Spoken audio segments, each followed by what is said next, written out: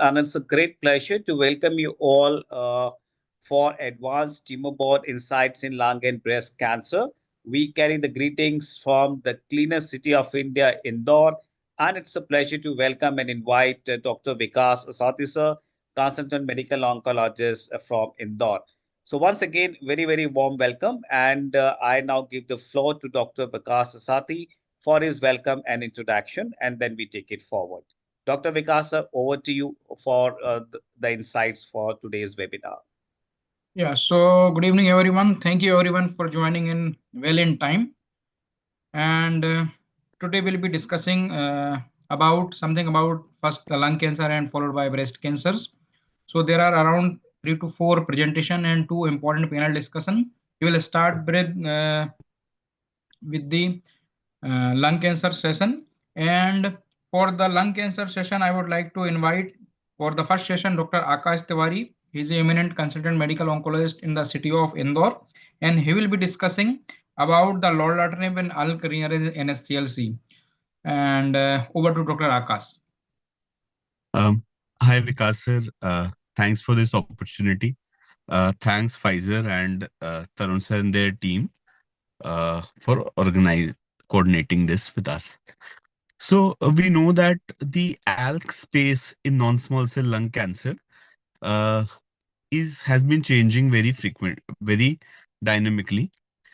So we remember at a time in 2015 when we just had an option of crizotinib, which was a recently launched drug, to a time in short span under 5 years, under 10 years, and we have more than 4 5 options to treat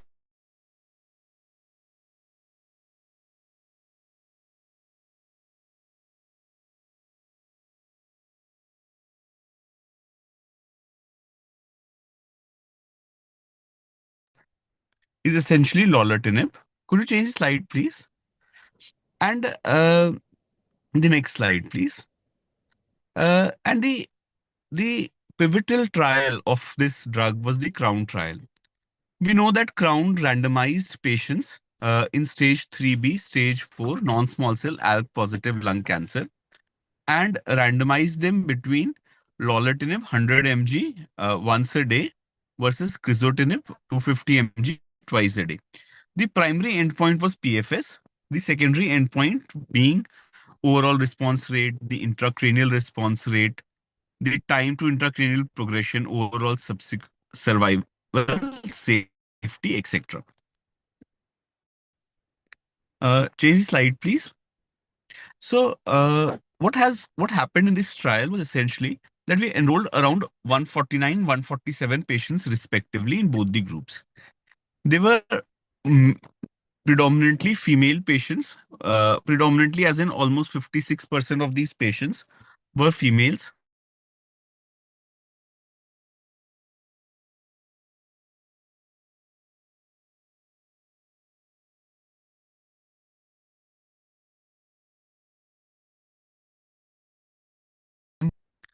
They were largely adenocarcinomas, and almost 25 to 30% of them had baseline brain metastasis. Something, next slide, please. This is something that we are aware of as we are going in this landscape. When we look at the primary endpoint at 60 months, so 5-year data, we looked at the median PFS of the lorlatinib arm has yet not been reached. So it is still 60% as compared to 8% in the crizotinib arm. Two curves are so wide that you can almost park a truck between them with a hazards of 0.19. So when we look at this hazard, and we'll come to this as we go ahead, it looks as if one of the best hazards in oncology.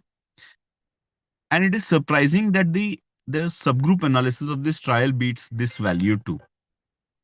Change slide, please. So, so look at these data of PFS in patients with or without brain metastasis. So in patients who had a brain metastasis, around 53% of them remained progression-free at 5 years, as compared to none in the crizotinib arm with a hazards of 0.08. one of the best hazards that we have seen in oncology ever. Look at the data on the other side, the patients without baseline brain metastasis, and there too, the percentage of patients without progression or death is 63% versus 10% as at 5-year duration, with a hazards of 0.24. So it improved the PFS both in patients, next please, in patients with baseline brain metastasis as well as those without baseline brain metastasis. So the only comparator that we are looking at, or option that we are looking at, is alectinib in this subgroup. So look at the median PFS, the second last line. Median PFS at months not reached versus 9.1 months and 34.8 months versus 10.9 months. At least numerically, it looks better. Look at the numbers above that, and they are more interesting. So see, if Crown had recruited uh, good patients, as in patients who are less variant threes, less P53 mutations by chance, uh, the comparator arm would have also been doing well. But compare the crizotinib arms in the LX versus Crown trial, if you want to look at that way. At 12 months, the median PFS, uh, 34 versus 48. At 36 months, 10 versus 13.5. So it is not that both Crown and crizotinib are doing well in the, both Lorla and crizotinib are doing well in the Crown trial. It is Lorla that is doing well in this subgroup. By having that fallacy of a cross, next please, having fallacy of this cross trial comparison, but it seems, at least on paper, that Crown has a better, or lorlatinib has a better data in this landscape. And we'll come to some nitty gritties why we also feel as individuals that this may be true. The next slide, please.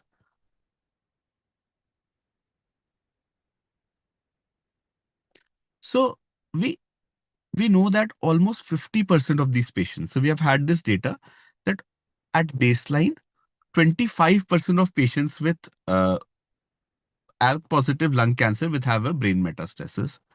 We also know from our learning that almost 50% of these patients will develop a brain metastasis at some point of time. So prevention of brain metastasis is probably the best data, that is the most important thing that we are looking at.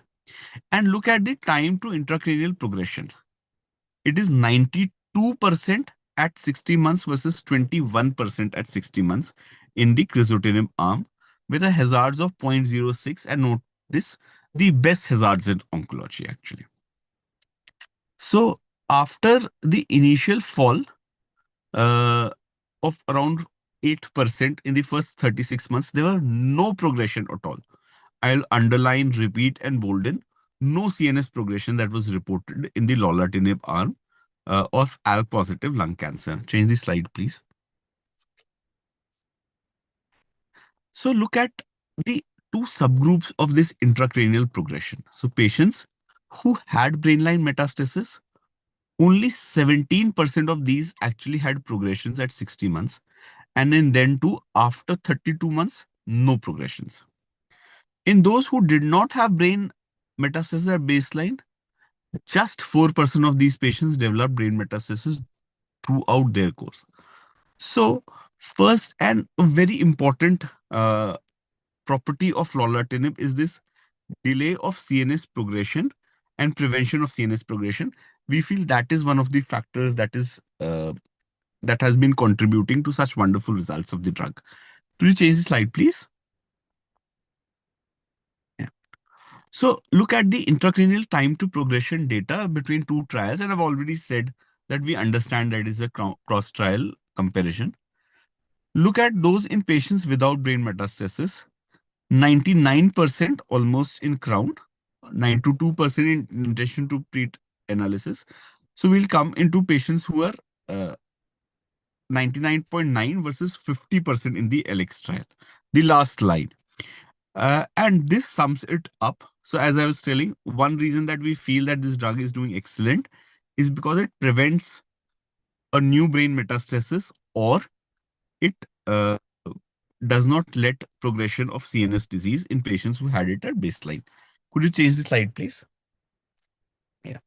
The next one. This is similar data. Yeah. So looking at the overall in intracranial efficacy of the lorlatinib versus crizotinib, है ना? Look at the percentage of complete responses, and that is where we want to highlight. So complete intracranial responses in lorlatinib was 58%. The LX data is mentioned subsequently. Look at the duration of response of these patients. So we know that overall response rate was almost 81%, and the duration of response was not reached. Even the lower limit of the confidence interval was not reached versus 9.2 months in crizotinib arm. That effective was the drug. So not only did these patients have wonderful overall responses, next slide please, they had wonderful intracranial responses, and the next please, and their intracranial responses and the overall responses were sustained. So as I had mentioned, one property that we are looking at is that it has a good intracranial activity. The second data that we are looking at, that is that we know that there are subgroups of ALK mutation that do not do that well. So we know that variant 3 in ALK positive lung cancer is actually the second most common variant. These are the subgroups that they don't do well, and ALK with P53 don't do well. Let us dive into the data and look what we have between the LOL in the crown data. Look, variant 3, the overall response rate was 83%. Duration of response was 58.2 months. And uh, the median PFS was 60 months, bang on. Uh, the In the crizotinib arm, look at how dismal these patients do. Their response rate are 70%, but the duration of response is just 5.6 months, as compared to 58 months in the lorlatinib arm. The PFS is just 5.6 months as compared to 60 months in the lorlatinib arm. So we know that this subgroup of variant 3, which by the way in Alex trial had a median PFS 17.7 months, in the Crown trial has a median PFS of 60 months, which in terms speaks about the activity of this drug. So, to change the slide, please. In ALK fusion variants that are otherwise deemed resistance. The other thing that was mentioned was about P53 mutation status. So we know that patients with P53 mutation per se do poorly. Uh, in patients with in the lorlatinib arm, the median PFS of 51.6 months, which is lesser as compared to what we were seeing earlier. But look at the PFS in the crizotinib arm. It is a dismal 5.7 months. And this shows that, could you change the slide, please? And this shows that lorlatinib, the next slide, please, that lorlatinib is effective in both these resistant, in the both these subgroups which are actually resistant to ALK inhibitors. The next slide, please. So we have talked about two important properties of lorlatinib. One is the intracranial efficacy that we are seeing. Second is its efficacy against variants that we know are more resistant to ALK mutation. Let us come to the third part, and that is the ability of lorlatinib to prevent on-site mutations. So we know that a lot of second line or second generation or first generation ALK, their their resistance is driven by on-site mutations. By on-site mutations, it may be G1202R. Could you change the slide, please, of the first generation? Or as we move forward with use of multiple lines, more complex uh, on-site mutations. But lorlatinib, as we'll see subsequently, that it is active against most of these on-site mutations. But change the slide, please. But the most important part is that it prevents further on-site mutations. So this is what I was mentioning too. It is not just that the usage of the first or the second line ALK mutations cause on-site mutations. When we use one after the other, they cause more complex mutations, and hence when we use lorlatinib in the later arm, could you change slide, please? When you use it in the later arm, the efficacy will not be as excellent as it will be in the upfront setting. And hence we feel that this is the third and one of the most important reasons why lorlatinib scores over its peers and should be the first choice is that it prevents the and delays, suppresses the on-target resistance. Could you change the slide, please? So there's this study with circulating tumor DNA also, when one was not able to find on-site mutations in patients who were treated with lorlatinib. Look in the terms of what are the mechanisms.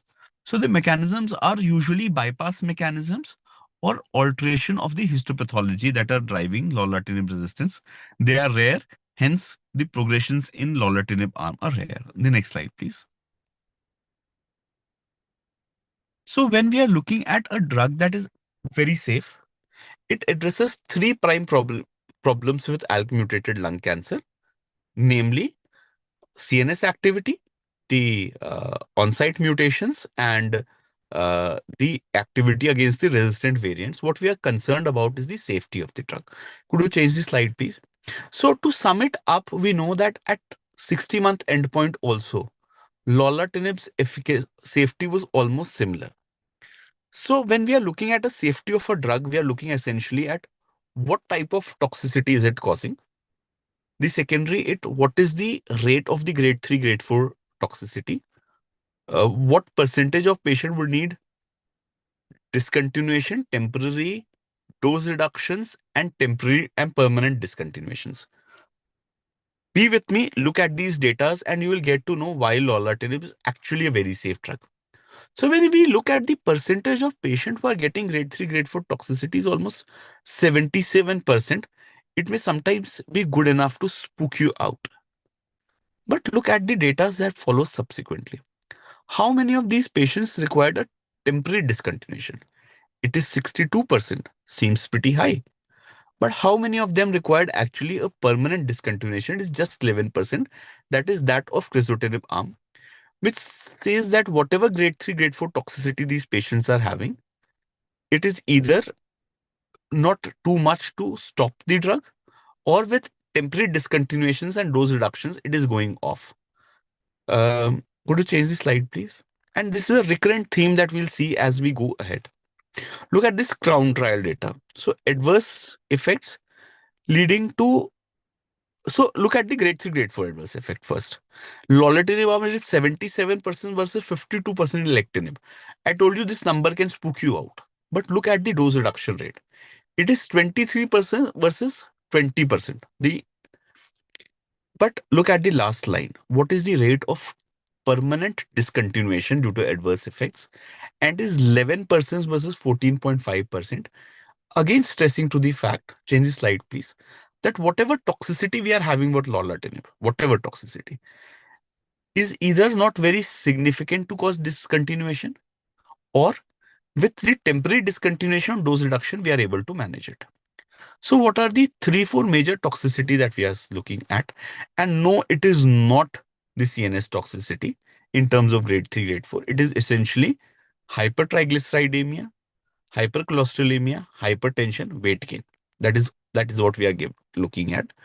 The rates of grade 3, grade 4 CNS toxicity is low, though the percentage of grade 1, grade 2 is higher. Could you change the slide, please?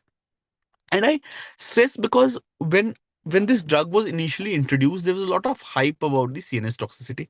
The next slide, buddy. The next slide. There's a lot of hype about the CNS toxicity of this drug. So look, hypercholesterolemia, hypertriglyceridemia, weight increase seems as the major grade 3, grade 4 toxicity. Cognitive effect, all grade toxicity is 28%. Mood effect is 21%. But in terms of grade 3, grade 4, it is hardly 1 to 3%. And therefore, I was pointing out that that does not seem to be that major an issue currently. Could you change the slide, please? The next slide, Manny. Yeah. So looking at the summary of CNS adverse events, and as I was mentioning, majority of these effects, cognitive, mood, speech, psychotic, are usually grade 1, grade 2. They're rarely grade 3, grade 4. And we know from our practice that a lot of these side effects will subside by temporary discontinuation or dose reductions. Could you change slide, please? Yeah, the next one. So look at the additional context of it.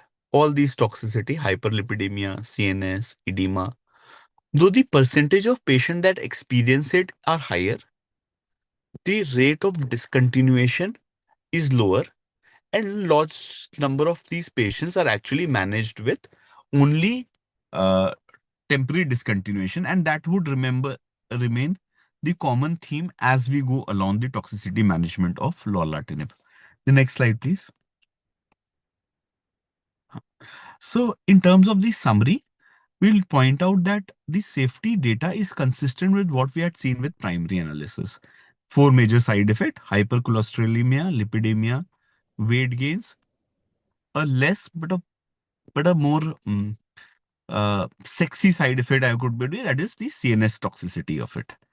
But only 11% will actually require a permanent discontinuation, and dose reductions, as we'll see subsequently, does not compromise CNS or systemic efficacy, and that the toxicity subsides with dose reduction or interruptions. The next slide, please. And hence, only 11% of these patients, the next slide, please, only 11% of these patients had to actually reduce the drug.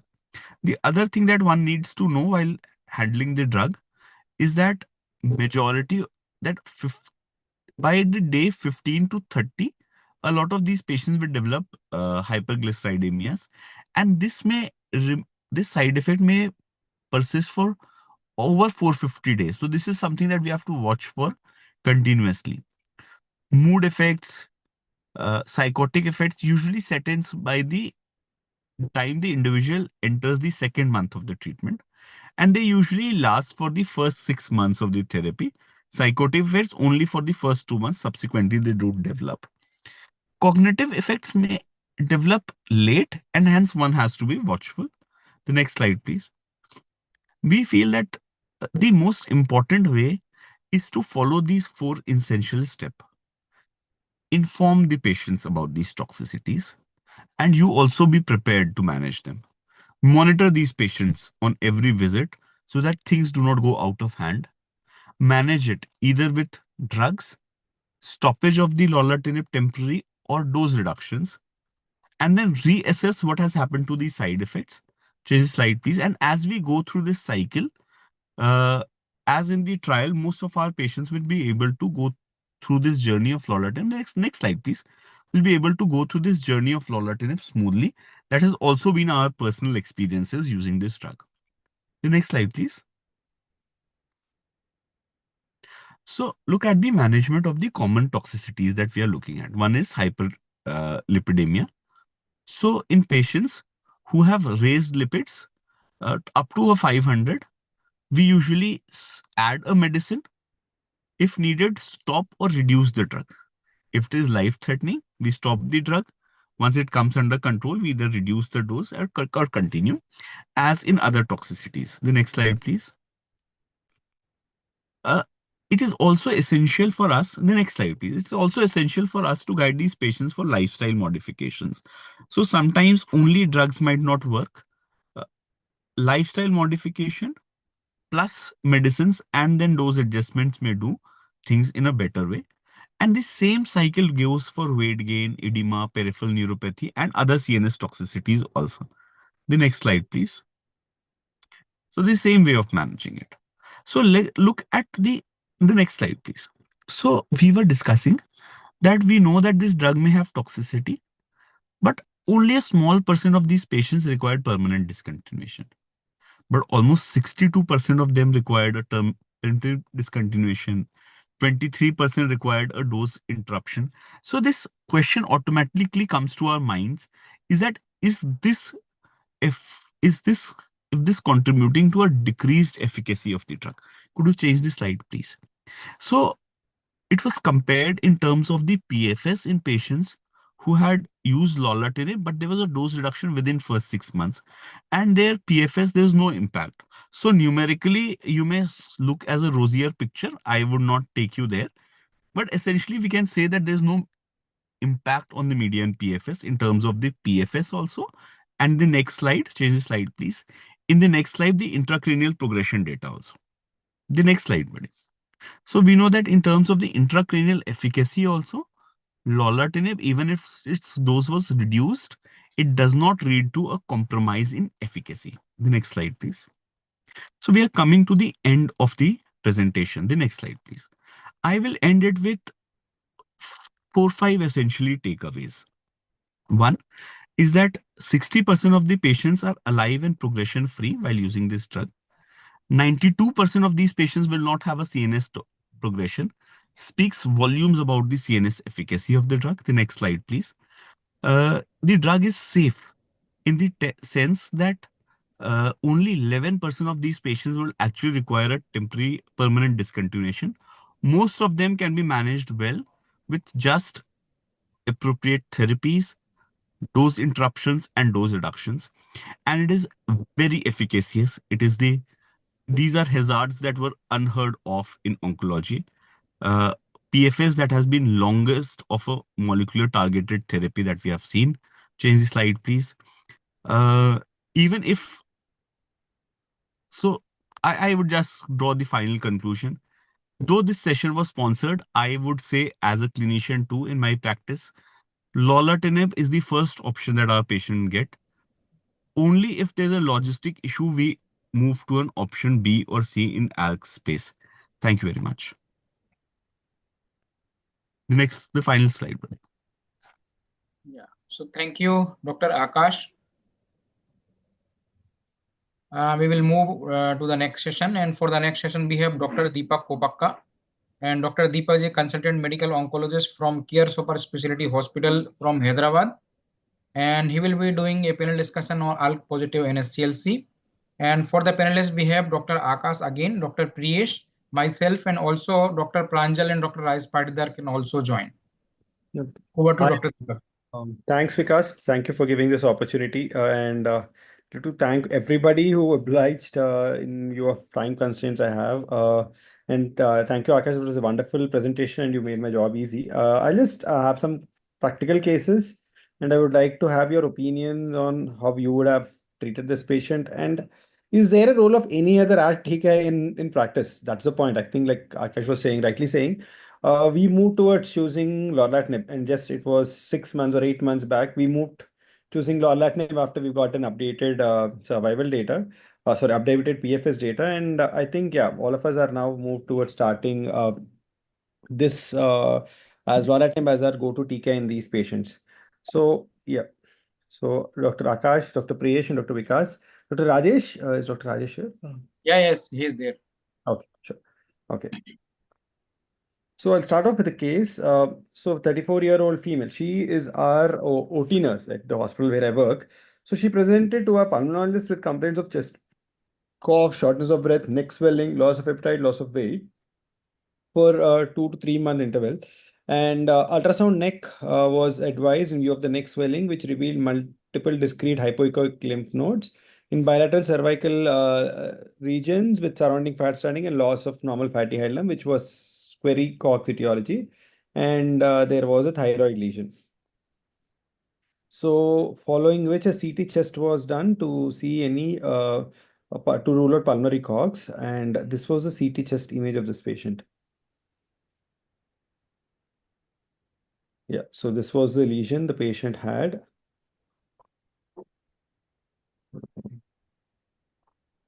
So consolidation with air bronchogram in the medial and lateral segment of the right middle lobe that extends caudally into the anterior and medial basal segments of the right lower lobe. Query infective pneumonia bar consolidation. Following which a bronchoscopy was done, and on bronchoscopy they found there was a mucosa. The mucosa of the right lower lobe was irregular with mild luminal narrowing, a biopsy from which revealed adenocarcinoma lung. So this is a 34-year-old female with this. Following which a PET CT was done, and this is the PET CT image. So she's got extensive metastasis, cervical, pleural effusion, lesion, mediastinal lymph nodes. Sorry, that's me. Yeah, a lot of mediastinal lymph nodes. Yeah.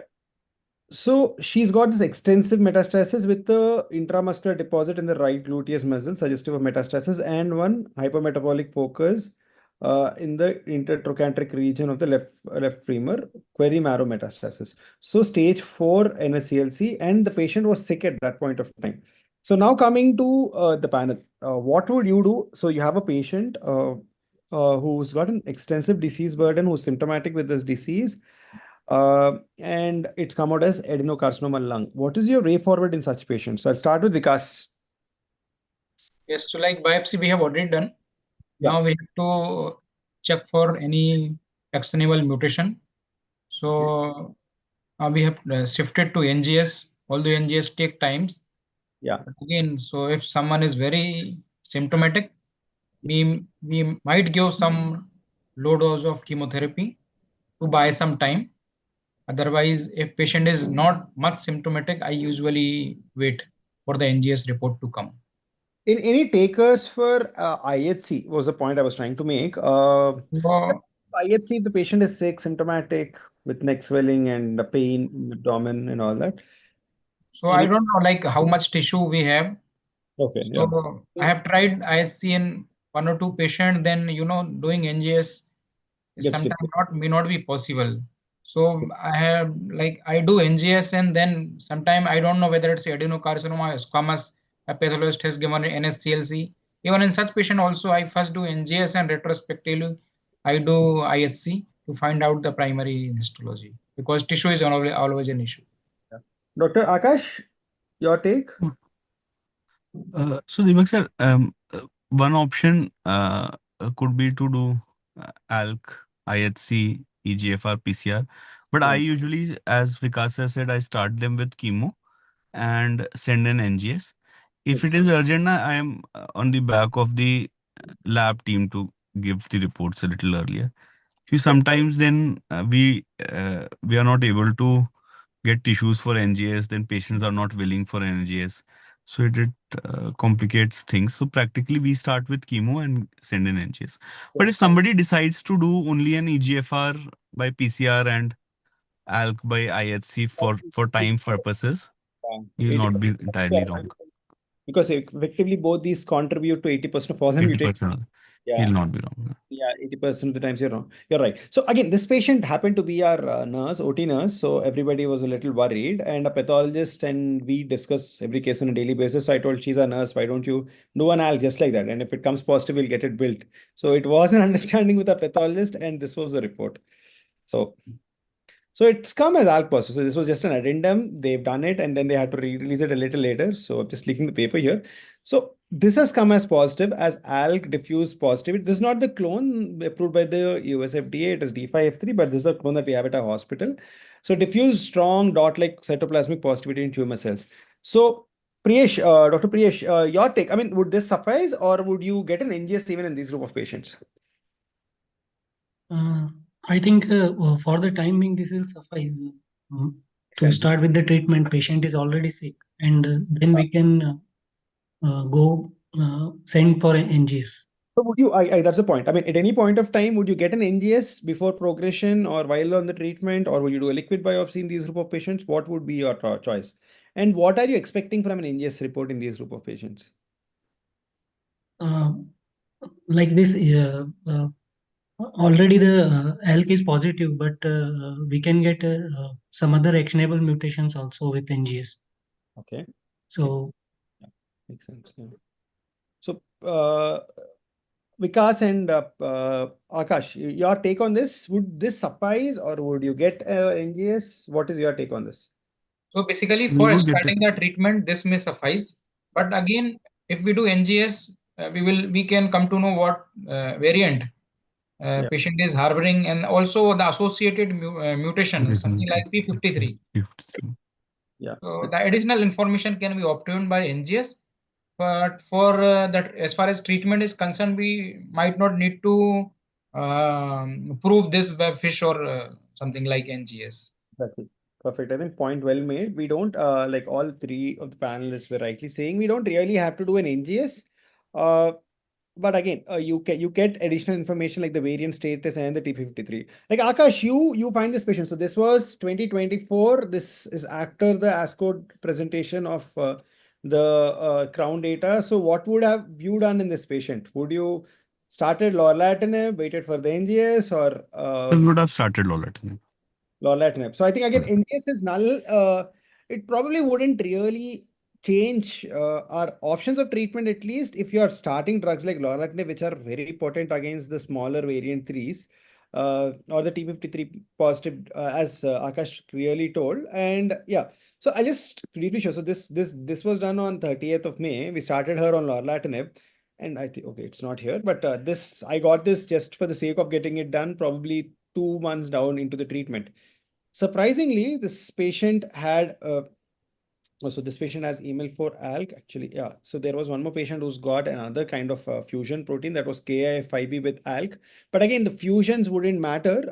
At least variant 1, variant 3s are the commonest fusions, but KIF5B and other fusions can happen in place of EML4. What matters is the ALK translocation being there as a partner in these mutations.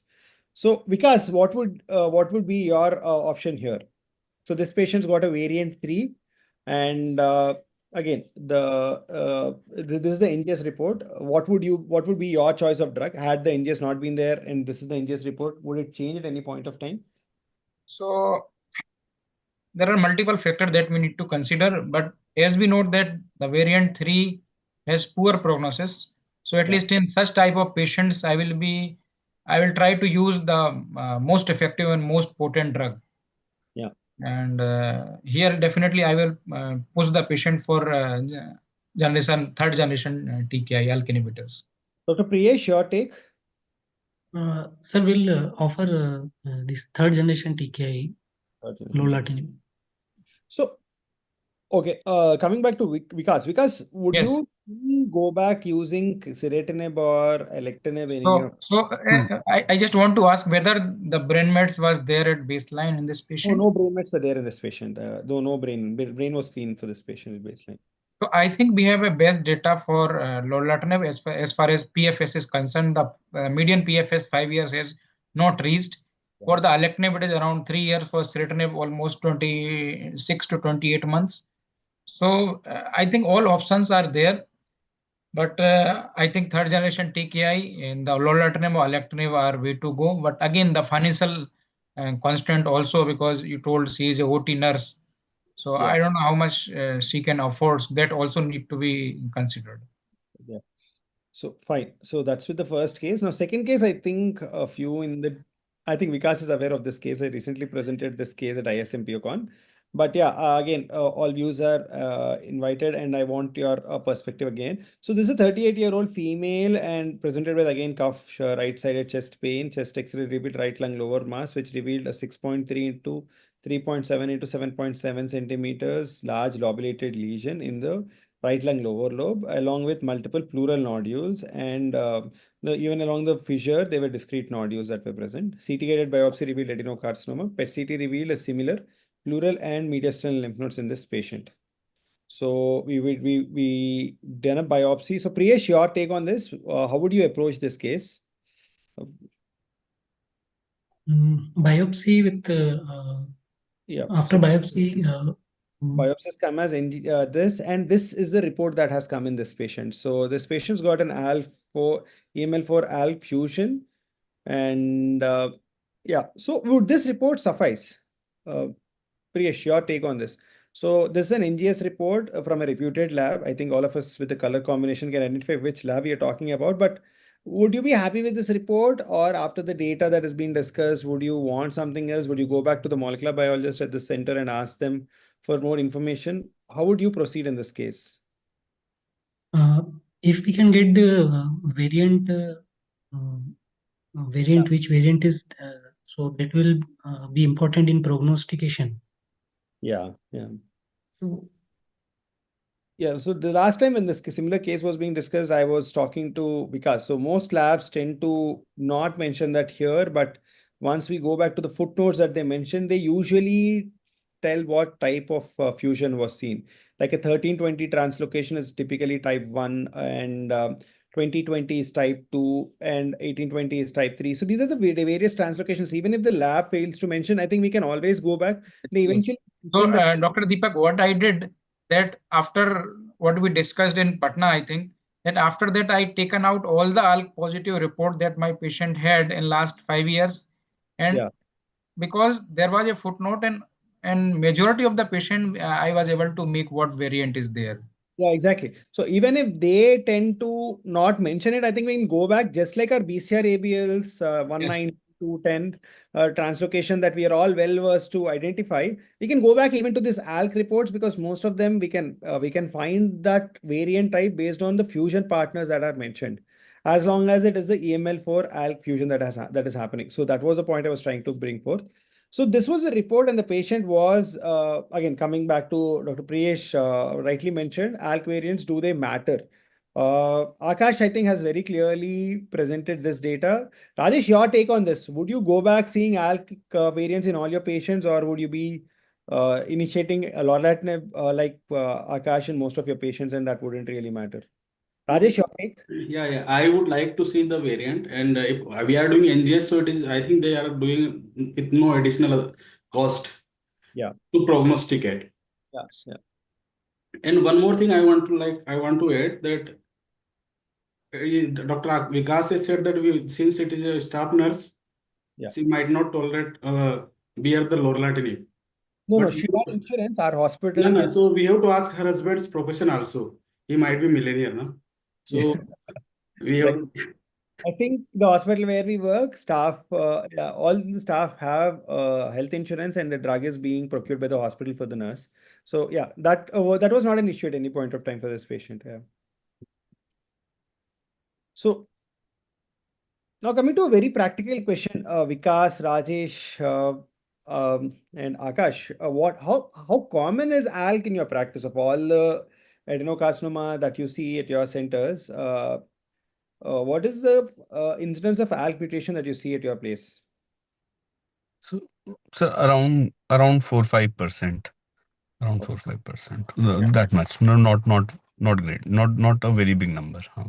Okay. In our practice, I am seeing nearly 10% of my patients harboring ALK positivity. That's a significantly high number. I think somewhere in South, somehow in South, we see more ALK positivities. NIMS data again says that their ALK positivity was around 8%. At Kidwai, this was again around 8%. At my center, the last 200 patient data that we've analyzed was around 10%. So I had this doubt again. Tata published that their data says it's around 10%. So again, yeah, I think most of us have moved towards NGS, preferably an RNA-based platform. Any difference on the platform that you guys do at your centers? Anything that you would like to discuss on that part? Akash, I think Vikas and Rajesh told that they're doing NGS for all the patients. Akash, what do you do at your center? NGS and all. NGS and all. Priyesh, at your center? So mostly by IHC, we are doing Oh, wonderful. Sir, Priyesh, Dr. Priyesh, what is the ALK positivity at your center? around 4 to 5%. 4 to 4 to 5%. 5. Okay. Actually, it is less. Yeah, it is. In last 5 years, I have seen only 4 patients are positive. Oh, is it? Oh, okay. Okay. Number is definitely less. Oh, that's strange. I think there's a And significant. and this number is in spite of doing NGS in all patient. It's not like accurate testing has not been done. Okay, now, again, because just building on the point that you just made, the issue is we all have done NGS in most of our patients. Frankly speaking, like Priyesh was saying, most centers that have IHCs as their testing platform for ALK end up detecting more ALK positivity than NGS, because the initial part when we were using coupons for ALK testing, most of them use DNA. They used to extract the DNA for doing this test, and fusions could be missed on NGS. So ALK by AHC has more sensitivity than NGS. Now, I think all the Yes, platforms that are offering these coupons are using RNA sequencing. yes, That yes. actually changes things. Now, probably it might be a true presentation, and when we might be in concordance with IHC, but probably there that difference might be one factor that shows this variability that we see across centers with ALK, because I speak with multiple people and all of them mention around 4 to 5%, but institutes, even in my practice, we see that's around 8+% in most of our patients. Any thoughts about it, Vikas, So, Rajesh? so like if you have a non-smoker female and if NGS is negative for actionable mutation, do you do IHC or something, any other test apart from doing liquid biopsy separately to detect the actionable mutation? So in my practice, no, I wouldn't. I wouldn't do is as long as I'm confident with the lab that the test has been done. If the lab has a good QC and they do RNA-based sequencing, I don't do IHC in my practice. Frankly, I don't do IHC. I don't do IHC back on any of my patients. I would do liquid biopsy provided I am actually searching for mutations rather than fusions. I wouldn't really rely on liquid biopsy for fusion detections. Yeah, we can detect fusions on liquid biopsy, but it would more be towards EGFRs and your BRAFs that probably have a higher chance of detection on liquid biopsy because of tumoral heterogeneity. That's my take on it. Akash, your take on it? That's my point. Young females with no driver mutation. Sir, I do not do it at that time, but I do it at progression. You do it at progression. Yes, sir. Rajesh? Yeah, I agree with Akash. I try to find out actionable mutation. Uh, so at progression or at any time, I feel that this patient might have some actionable mutation, but it has not come in the tissue. And sometimes it is said that 3 to 4% for actionable mutation, their tissue can be false negative. So we might get some mutation in the liquid biopsy. So in that case, I will do. And also we have had several instances when we have found something at progression also at a Exactly. liquid biopsy. है ना? तो Because that's the progress and also the technology that we've used actually progressed also at a much rapid certain. pace. And at progression, we are having better sequencings and Yes, sir. Yes, yes. methodologies also. Yeah. Frankly, I had one patient, off the record, I had one patient who got enrolled into a trial by origin where EGFR, ALK, and ROS were negative. And at progression, she was a female non-smoker. I told, okay, now I have the opportunity. She's off the trial. Let me do NGS. She was EGFR positive. And now she's on osimertinib for the last 2 years. So I think it always is important that we keep testing at progression, like Dr. Govind Babu used to say repeatedly. Test what are you losing? Test what are you losing? Because you end up catching something, it changes the way we treat these patients. One more question I have with Dr. Deepak and Dr. Akash, I think. Dr. Akash has presented that there is excellent PFS. It has become like a chronic disease. Exactly. So how frequently you will do PET scan, like 3 monthly PET scan and MRI, or like you can, after some response you can do 6 monthly or annually, So or sir, you I My would do how we. okay, So so Deepak Sevi takes first. So I usually, sir, do it first at 3 months, and then subsequently 4, 5 months, 6 months, and then subsequently either as symptoms or 6 months once because of costly therapy. But I'm not very enthusiastic in a pet with such therapy. So essentially 3 months for sure at response. Then one more pet that year with a larger space, and then subsequently not for my usually at symptoms for sure. Otherwise, at 6 months, 8 months, but based on how much the patient pesters. perfect, perfect. So my practice, I have quite good number of patients on lorlatinib, somewhere near a double digit on lorlatinib. So I, like Akash was saying, seeing the data, I learned one thing: you don't have to do repeated MRIs unless you see clinical deterioration in your patients on the neurological front, because it somehow works excellently in the brain. Then the extracranial activity, I think the intracranial activity, hands down, I mean, lorlatinib is the best. So I don't see a point in the screening the brain like what I do on osimertinib or any other targeted therapies. Now coming to the interval of scans, the first scan I do at 3 months, the next scan I do at 6 months, and then I do a CT thorax with covering up to the adrenals. In most of my patients, use LFTs for alkaline phosphatase to see if there are any bone lesions or something happening in the bone, and that's my method because most of these patients are young. They do well. We don't You see the curves like Akash presented, you can see that Yeah. after the 3 year mark you just see there is a plateauing of the curve. You don't see the curve coming down in the lorlatinib. If you can go back to those curves, and it is not coming down even with censoring, or whatever I see is predominantly because of the censoring rather than the progression on those curves. So I think there is a certain fraction of patients who will do well for a very, very long time. So I'm a little cautious on subjecting these patients to repeated pets. So that's my take on the data. So Rajesh and Priyesh, your take on how do you follow these patients up when you're putting them on drugs which have excellent PFS? Sir, same first on the third month, then after 6 months, and then mostly on clinical deterioration. Okay. So, Akash, MRI brains. If you have a patient on lorlatinib, do you screen for if the patient has baseline brain metastasis? No, let me give you that option also. The patient has brain mets de novo. How do you frequently do an MRI brain after the data that you presented? would you use an MRI brain for surveillance? No, sir. So I do it once at 3 months, sir. Okay. More of to document.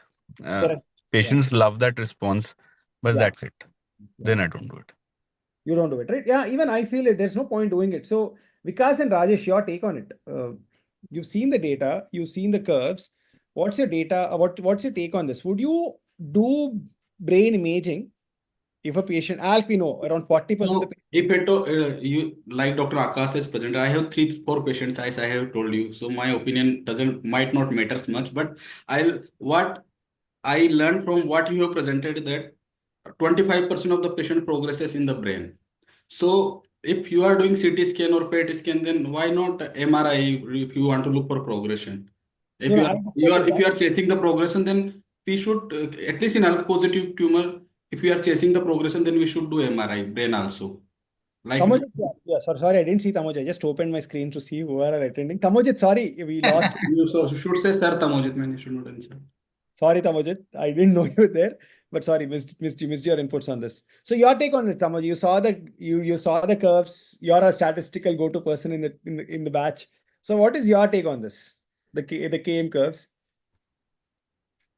Yeah, so I believe means I have nothing to add much. All have been discussed already. So there is after certain months, there is almost plateauing. So there is no new development or deterioration of the means PFS curves after certain months. So once you be sure that patient has reached that time point, you can always do your surveillance scans less frequently. And as you have said that intracranial PFS hazard, progression hazard is probably better, much better than extracranial. So we need to screen intracranial lesions even with patients with baseline brain mets less commonly until unless they are symptomatic after certain initial period.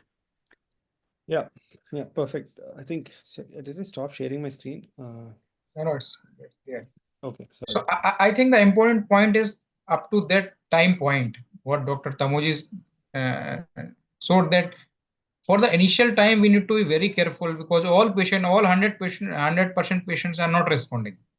So unless that start of polluting that time point has achieved, we should definitely should be careful. Yeah. Yeah, So along with that, if there is any co-mutation, what is the actual mutation? If there is additional P53, additional means it is a variant 3, you know that the PFS is not going to be very good. Then in those selected patients, you can do more frequent scans, I believe. Yes. yeah, makes sense. I'm finding some problem with this. I'll just leave my screen sharing for a moment and then I'll start And sharing my then, screen. yes. Sorry for that. Yeah. Problem with this.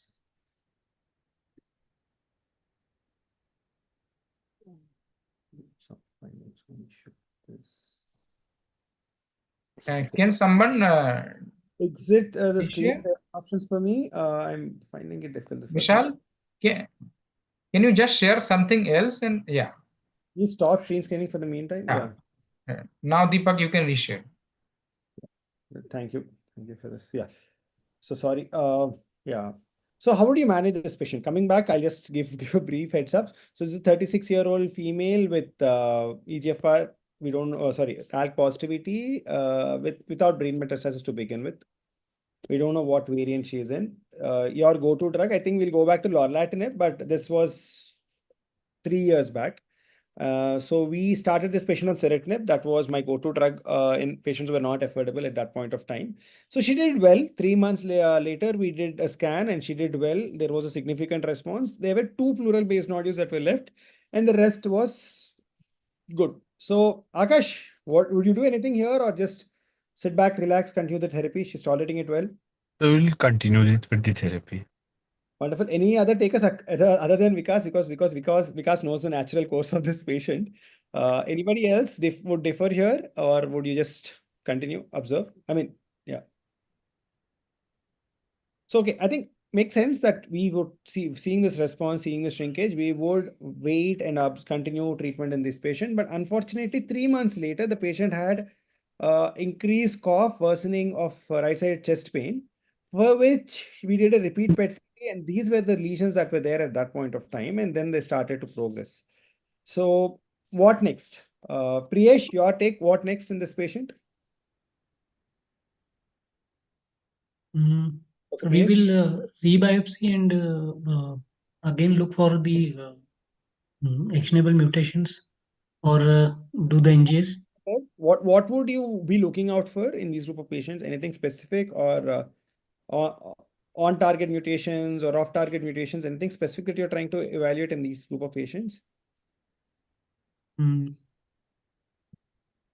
Okay. no, just the any other targetable mutations if we get. Otherwise, we will start with chemotherapy. Makes sense. Makes sense. So, sorry, the patient was started on elective. Sorry for that. The patient was started on elective, and 3 months in elective, this happened. 6 months, she progressed. So, elective at that point of time had this opportunity of getting foundation one. So, we did foundation one in this patient, and we found a very rare. So, this patient, the baseline mutation the patient had was baseline fusion was a variant 3. And the patient at the time of progression had an ALK11 7N mutation. So I'll just give you a heads up because I treated this patient. I wanted to go back, understand. We know the L1196 mutations, G1202R mutations in ALK, but this was a new mutation for me at that point of time.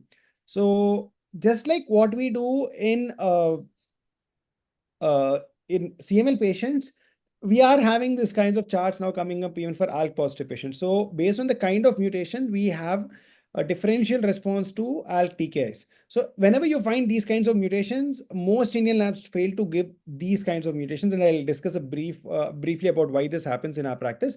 But at least when you get these kinds of mutations, we can go back to these curves to understand the differential responses and the sensitivity to ALK TKIs to the specific mutation. So this I117N mutation is a very different mutation where it fails to respond to the good second generation ALK TKIs like alectinib, brigatinib, has a good response to ceritinib and a moderate response to lorlatinib. So benefit with ceritinib is a little higher, the sensitivity is a little higher with ceritinib than lorlatinib.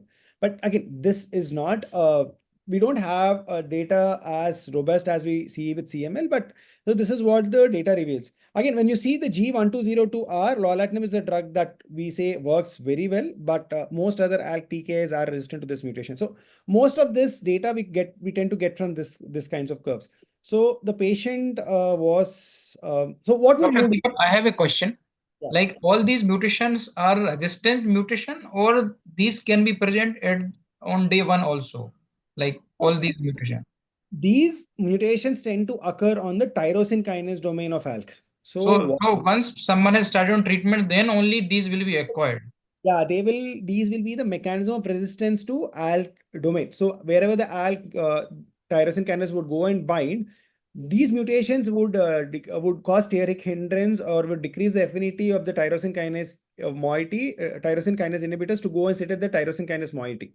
So these mutations are usually acquired. They are not seen at baseline. So at baseline, we just do a simple IHC because what we are trying to see at baseline is the ALK fusion abnormality. All we are trying to see is ALK overexpression. But once the patient is on an ALK TKI and they tend to develop resistance, we try to understand what is happening at the tyrosine kinase domain. Why is the patient progressing at the on therapy while they are on therapy? So that is where we can find these tyrosine kinase mutations, domain mutations, and we can selectively use drugs like lorlatinib. See, why does lorlatinib work in most of these mutations? Because lorlatinib today's date is the smallest ALK TKI. Steric hindrance is the least with lorlatinib, and lorlatinib has the capacity to go and bind in spite of having most of these mutations. That is the reason, again, variant 3 lorlatinib works well because variant 3 is a very compact and a very small fusion protein that is seen. Lorlatinib has the best activity in variant 3. That's the reason why lorlatinib works well in a variant 3. So that is the reason it's always better if you again see these can be identified in a good NGS lab. The bioinformatic team does not really give this detail out to us. We can go back, talk to the molecular lab there if it's a good lab and ask them to give, if there is an ALK mutation is retained, ALK fusion is retained at the time of progression, you can go find out for this list of mutations, are they there at the TKI domain? This data will be there. It's not that it's not there, but we will have to ask them to really search for these mutations and give us that answer. Deepak, I have a question. Yeah. So as you know that the management of progression after first line TKI progression for an EGFR mutated NSCLC is different than an ALK mutated NSCLC because of the various targetable or non-targetable pathways present at the time of progression. So if you look for the current standard guidelines, both ESMO and NCCN, For an EGFR mutated NSCLC at progression, you must do a repeat biopsy, you must do a repeat NGS to detect what are the EGFR means driven or extra non-EGFR pathways are mutated, can be targeted or not. But for ALK mutation, none of the current international guidelines mentioned, both NCCN and ESMO, that a repeat biopsy is mandatory. So what is your practice? You do always 100% patient on ALK TKI is first line, irrespective of the generation of TKI you are using in first line. Always in most of the 100% patients, you do a repeat biopsy at the time of progression, because that is not a common practice. It's not a common practice. I totally agree. Yeah. And, most of my patients, see, last 1 year, I changed my practice, and most of my patients now are on lorlatinib. A year back, all my patients used to progress. I used to do a biopsy, and it used to never get me to any other place. Until I had this patient, I really didn't dwell into the detail of it. Guidelines at that point of time recommended lorlatinib in all these patients, not understanding why these patients progressed. Okay, but later I really tried to understand why do guidelines really recommend that. I think that's because of the structural benefits and the structural advantage that lorlatinib has. But once I saw this mutation, I tried to dwell into deeper details. Why only a foundation one would give us this report? NGS is done on Illumina, and most of the labs, even in India, OneCell, most of the labs, MedGenome has Illumina. The platform is more or less the same. Why are we not able to deliver this? And then I discussed with a few, and that's the answer they came up with. So I think if you've done biopsy amenable site progression, I think in this patient was a pleural based lesion, USG guided biopsy, we could get an answer to it. So I think if you have tissue, you still find ALK in the ALK being there in that report, go back to your molecular biologist, you can always ask. It will give us more clarity. Like 1196M G21202R, like Akash was saying, sometimes patients get this compound and complex compound mutations. That is one of the pathway of resistance to ALK inhibitors as they progress on therapy. There it is very difficult for us to initiate therapy. So there was one recent molecule that was discussed in the ESMO, if I'm not wrong, which works well even in this complex mutation, but we are not there yet. But again, that is important. We can always go back and ask, because these, if you don't ask, they will never tell. The compound mutations, they would never tell. They would say ALK is still there. So it is imperative that we talk to our molecular biologist if possible. We have an access, because we're eventually giving them samples. I think it also falls on our part to ask them. It's their responsibility to answer us. And that's my take. But in practice, if you find it difficult, lorlatinib after they progress on first and second generation TK, because it works in most of these patients. Yeah. So I'll just, in view of time constraints, I'll just wind up quickly. So this patient had this, and the patient in the meantime was started on serotinib. 6 months on serotinib, she did well and then Sir, progressed. sorry to interrupt you. Can you please conclude your talk in next 2 minutes? Yeah, I just completed. So again, the patient progressed at the end of 6 months. Now there was a liver lesion. We did a biopsy from the liver lesion. And now this patient had a new fusion abnormality that was EML4 MET fusion, for which crizotinib works well. In the meantime, before we got this NGS, I started this patient on lorlatinib. The patient responded for a very brief time for lorlatinib. 45 days, the patient progressed. And then clinically, USG showed there was significant increase in the metastasis size. And she didn't want to get a CT scan. We started her on crizotinib, but actually she got a very good clinical response on crizotinib.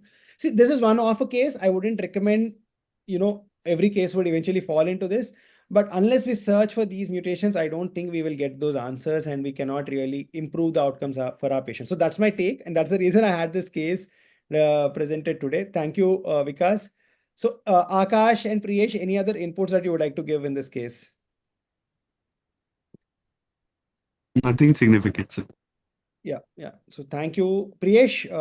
Dr. Priyesh, sorry, there was a lot of one-sided discussion. Sorry, I don't do my panel discussion like this, but this case, I'm a little overwhelmed whenever I discuss this case. But yeah, thank you, Vikas. Thank you for this opportunity. And Thank you, Dr. Deepak. But I think it will take one more session like this to understand. The reason being, Dr. Tamuj just suggested that the repeat biopsy is not recommended. But on the contrary, what you suggested, that whatever mutation that you have listed, they are acquired. So I am confused that if they are acquired, how will I know that what mutation has been acquired without doing a repeat biopsy? So I will stop here, and we will join again maybe some other day and try to understand what is the the real essence. So now we will shift the gear to breast cancer session, and for the first session I would like to request Dr. Rajesh Patidar. He's a consultant medical oncologist from Indore, and he will be discussing on PARP inhibitor, the role of PARP inhibitor in breast cancer. Over to Dr. Rajesh. Please allow me to share slides from my end.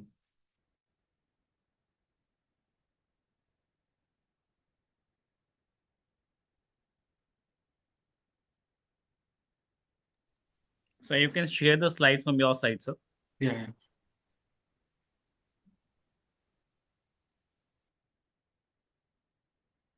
My slides are visible?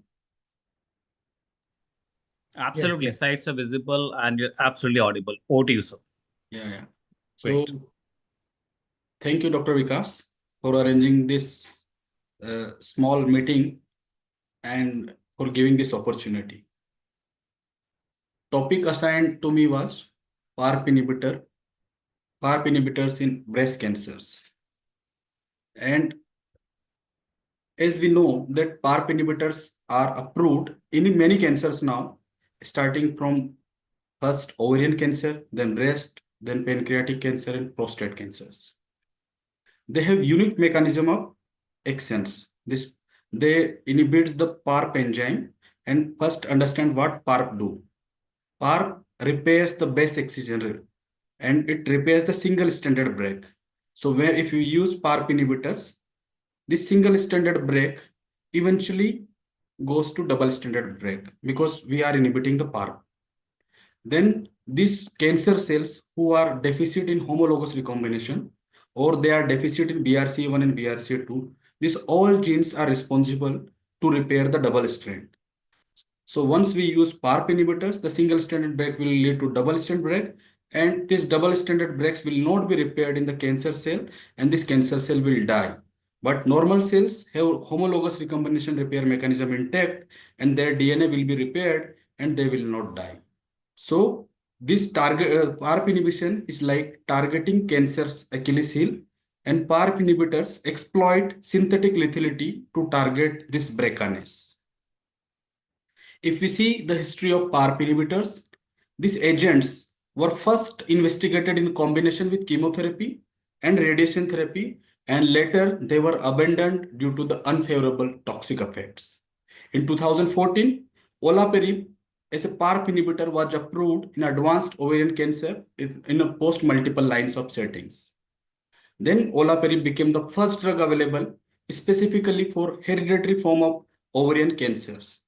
Three additional PARP inhibitors, talazoparib, rucaparib, and niraparib, have been approved across different cancer types and in different settings since then.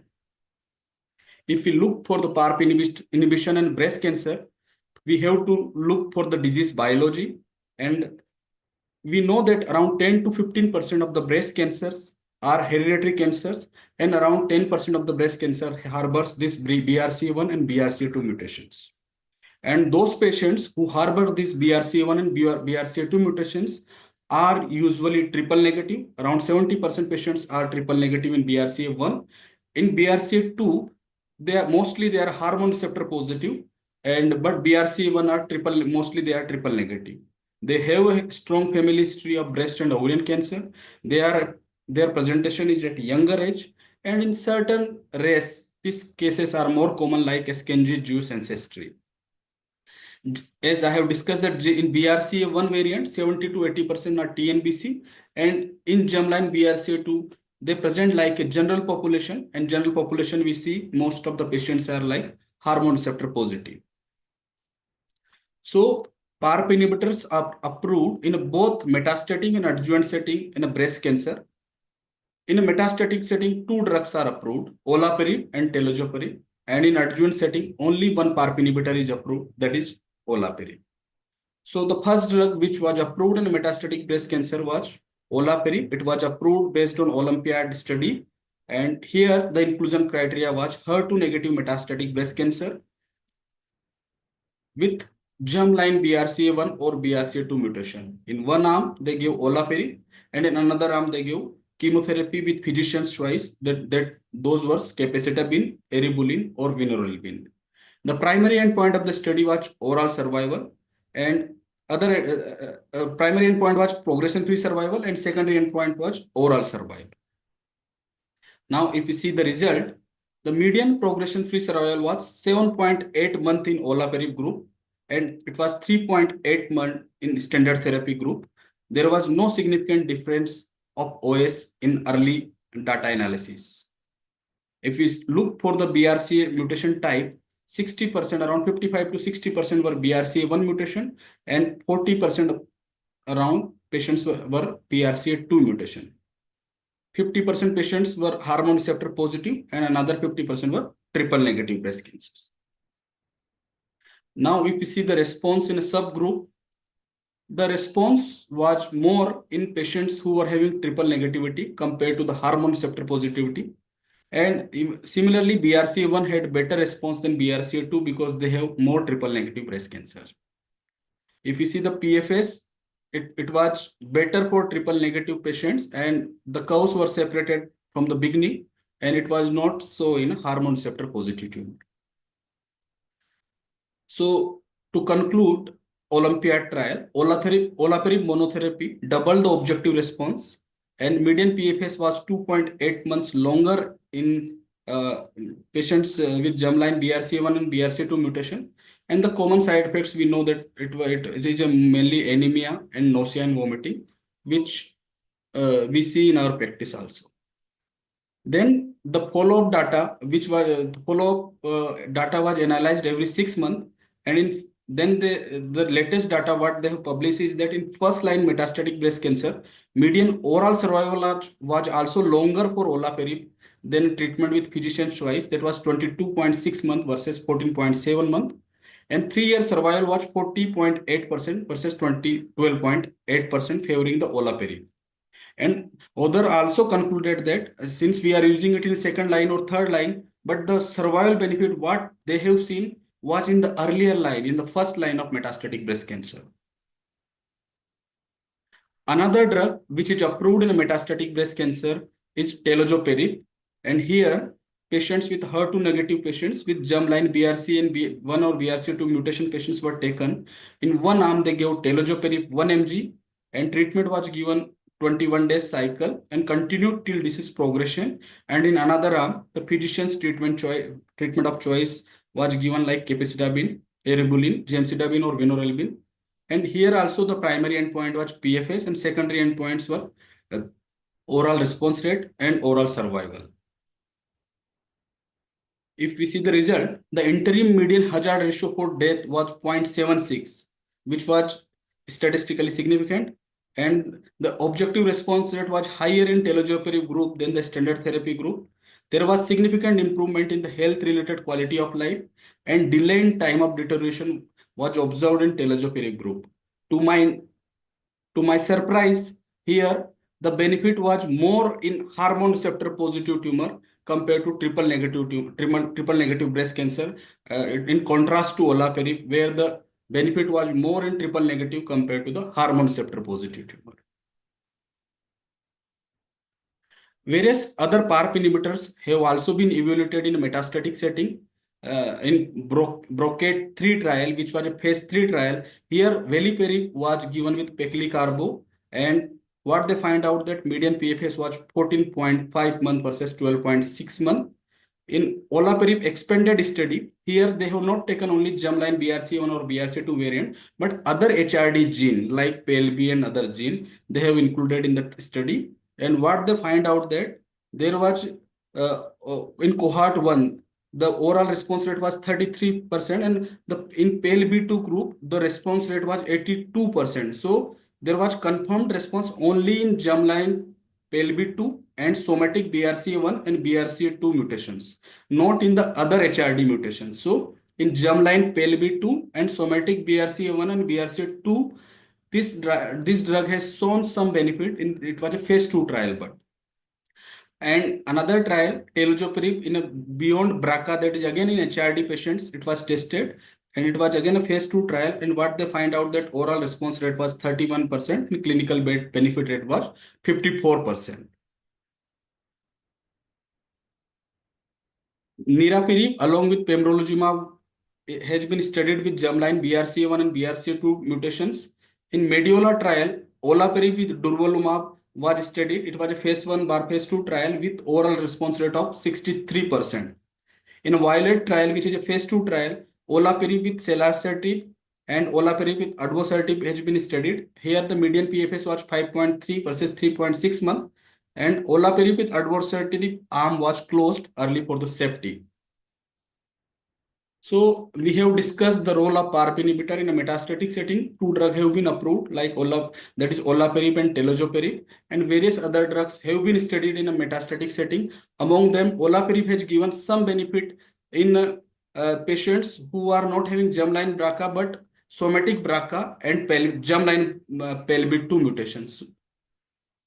Next setting where PARP inhibitors have been approved is adjuvant setting, and in adjuvant setting, the only PARP inhibitor which is approved is olaparib, and it was approved based on the Olympia trial. Here, the patient with germline BRCA1 and BRCA2 mutations were taken, and there were two categories of patients. The first category was the patients who received neoadjuvant chemotherapy, and second category was the patients who received adjuvant chemotherapy. So in neoadjuvant group, the inclusion criteria was if it was TNBC, then there was no PCR, or if it is hormone receptor positive patients, then there was no PCR and CPS plus EG score more than or equal to 3. So post 6 to 8 cycle of neoadjuvant chemotherapy, post surgery, post radiation, olaparib was given in the neoadjuvant group. The other group, that is adjuvant group, here if the patient is TNBC, then pathologically T2 or more, or pathologically N1 or more patients were included. And in hormone receptor positive tumor, patients with 4 or more axillary lymph node, that is N2 or N3 patients were taken in adjuvant group. Patients were given olaparib 300 mg twice daily for 1 year.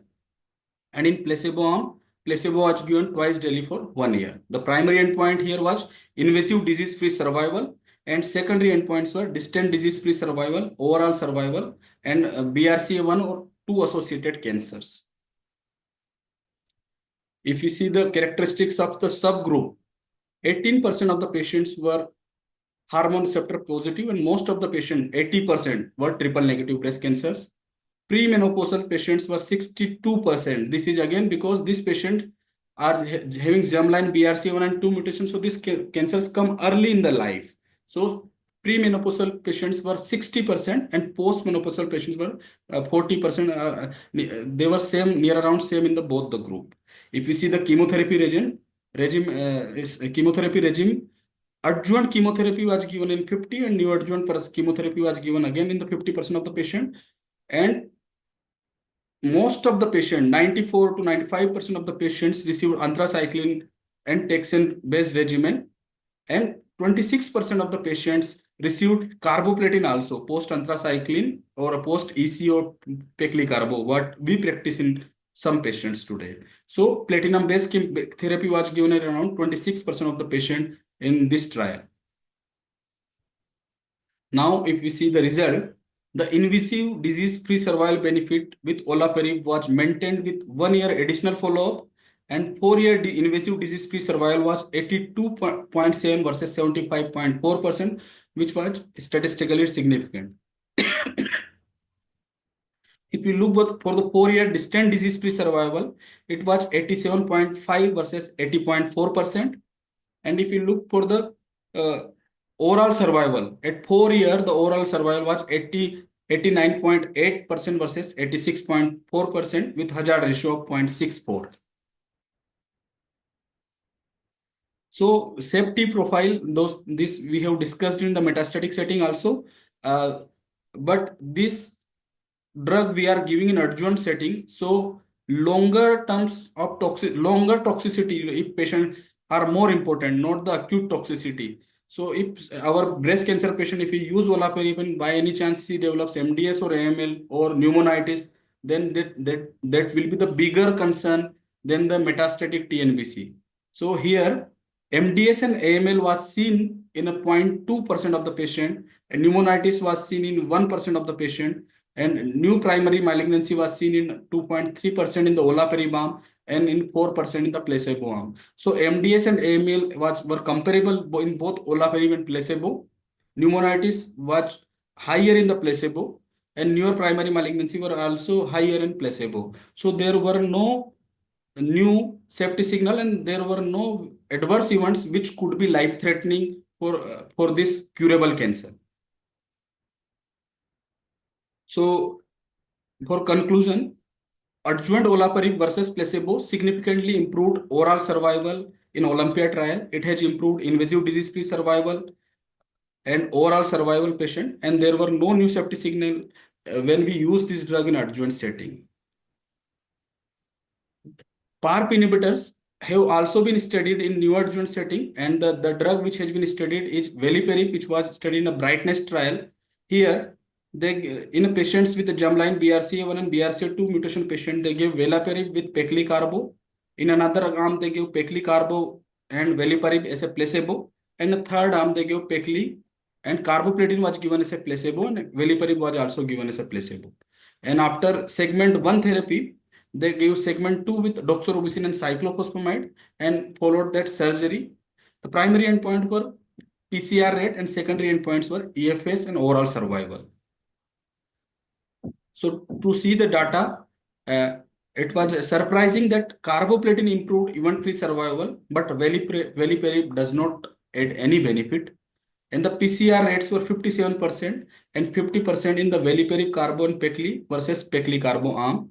So this drug veliparib has failed to show any benefit additional to the chemotherapy in a neoadjuvant setting in this group of the patients. Other drugs which have also been studied in the phase 2 trials are like a neoadjuvant tenofovir, where they find out that PCR rate was 53%, and olaparib in GPAR-OLO, where the olaparib lower dose 100 mg with peglicarbo, pegloticase and carboplatin was given, where they find out that PCR rate was 55.1%, and 4-year invasive disease-free survival was 76% and 88.5%. There was no comparative arm. So we have FDA approved PARP inhibitors in a breast cancer in a metastatic setting. Olaparib was approved in 2018, and in early breast cancer in adjuvant setting for 1 year it was approved in 2022.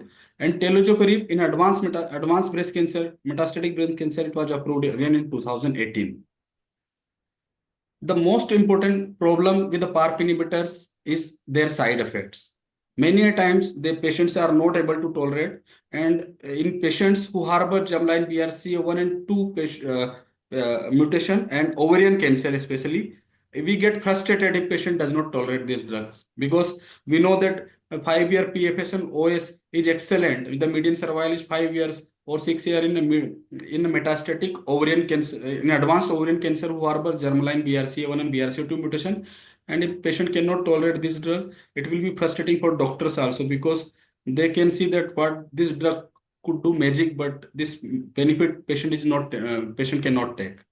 So the common side effects we see is anemia, neutropenia, nausea, and vomiting. And especially 30% of the patients, we have to stop the drug or because of anemia, or this patient require blood transfusion because of grade 3 and grade 4 toxicity. So we know we need better PARP inhibitors who have similar efficacy or better efficacy but lesser toxicity. So for that, scientists are searching the other PARP inhibitors. What they find out that that these drugs have efficacy because of PARP1 inhibition, and the toxicities are because of PARP2 inhibitions. So if we find out selective PARP1 inhibitors, then we might have lesser toxicity and we can give better results and lesser toxicity to our patients. Now, since we have so many options in a metastatic setting and even in adjuvant setting, so we are confused what to use, where to add PARP inhibitors in adjuvant setting. Like if patient is a TNBC and germline BRCA1 and 2 mutation, then should we use pembrolizumab or should we give chemotherapy, and in adjuvant setting we should give PARP inhibitors? That is a confusion, because in Keynote 522 trial, they have not analyzed based on the BRCA1 and BRCA2 mutations. And again, if capecitabine has given a given excellent result, it has given the survival benefit in triple negative breast cancer, then should we use PARP inhibitors or we should use capecitabine in an adjuvant setting? Again, we don't have head-to-head comparison in germline BRCA1 and BRCA2 mutation patients. And if patient is having hormone receptor positive, then should we use abemaciclib or maybe ribociclib, or should we use PARP inhibitor in this patient? Again, we don't have any data, but olaparib has given survival benefit, and abemaciclib or abemaciclib has not given the survival benefit. So I think it might scores over abemaciclib. So to conclude, germline BRCA mutation should be considered in all patients in breast cancer, in early breast cancer also, and in metastatic breast cancer also. And we need a better PARP inhibitors, maybe drugs which can inhibit selectively to the PARP1, which will have a lesser toxicity. And beyond the BRCA, BRCA1 and BRCA2, I think in future, at least in PLB2 or germline or and somatic BRCA1 and BRCA2 mutations, this drug will be used in a metastatic setting. And we need to clarify how best we can integrate these agents in the treatment landscape of early stage and metastatic breast cancers. This is all from my side. Thank you. Thank you, everyone. Thank you, Dr. Rajesh, for putting the role of PARP inhibitor in such a elaborative manner. You have described the metastatic adjuvant and also throw some light on even a neoadjuvant aspect also. So thank you so much once again. And for the next session, I would like to call Dr. Tamojit Chaudhary. He's a consultant and head of department in the Meherbai Tata Memorial Hospital, Jamshedpur. And I think he don't need any introduction. He is a something like a dictionary to find out the difficult meaning in oncology, at least for my batch and all of us like me. And he will be discussing about the role of CDK4/6 inhibitor in metastatic breast cancer. Over to Dr. Tamojit.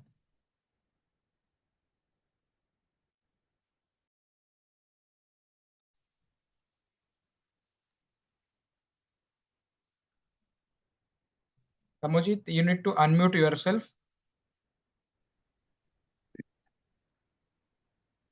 Am I audible, Vikas? Yes, Good evening. yes, yes, Yeah. yes. Yeah, just allow me to share the slide first. Sure.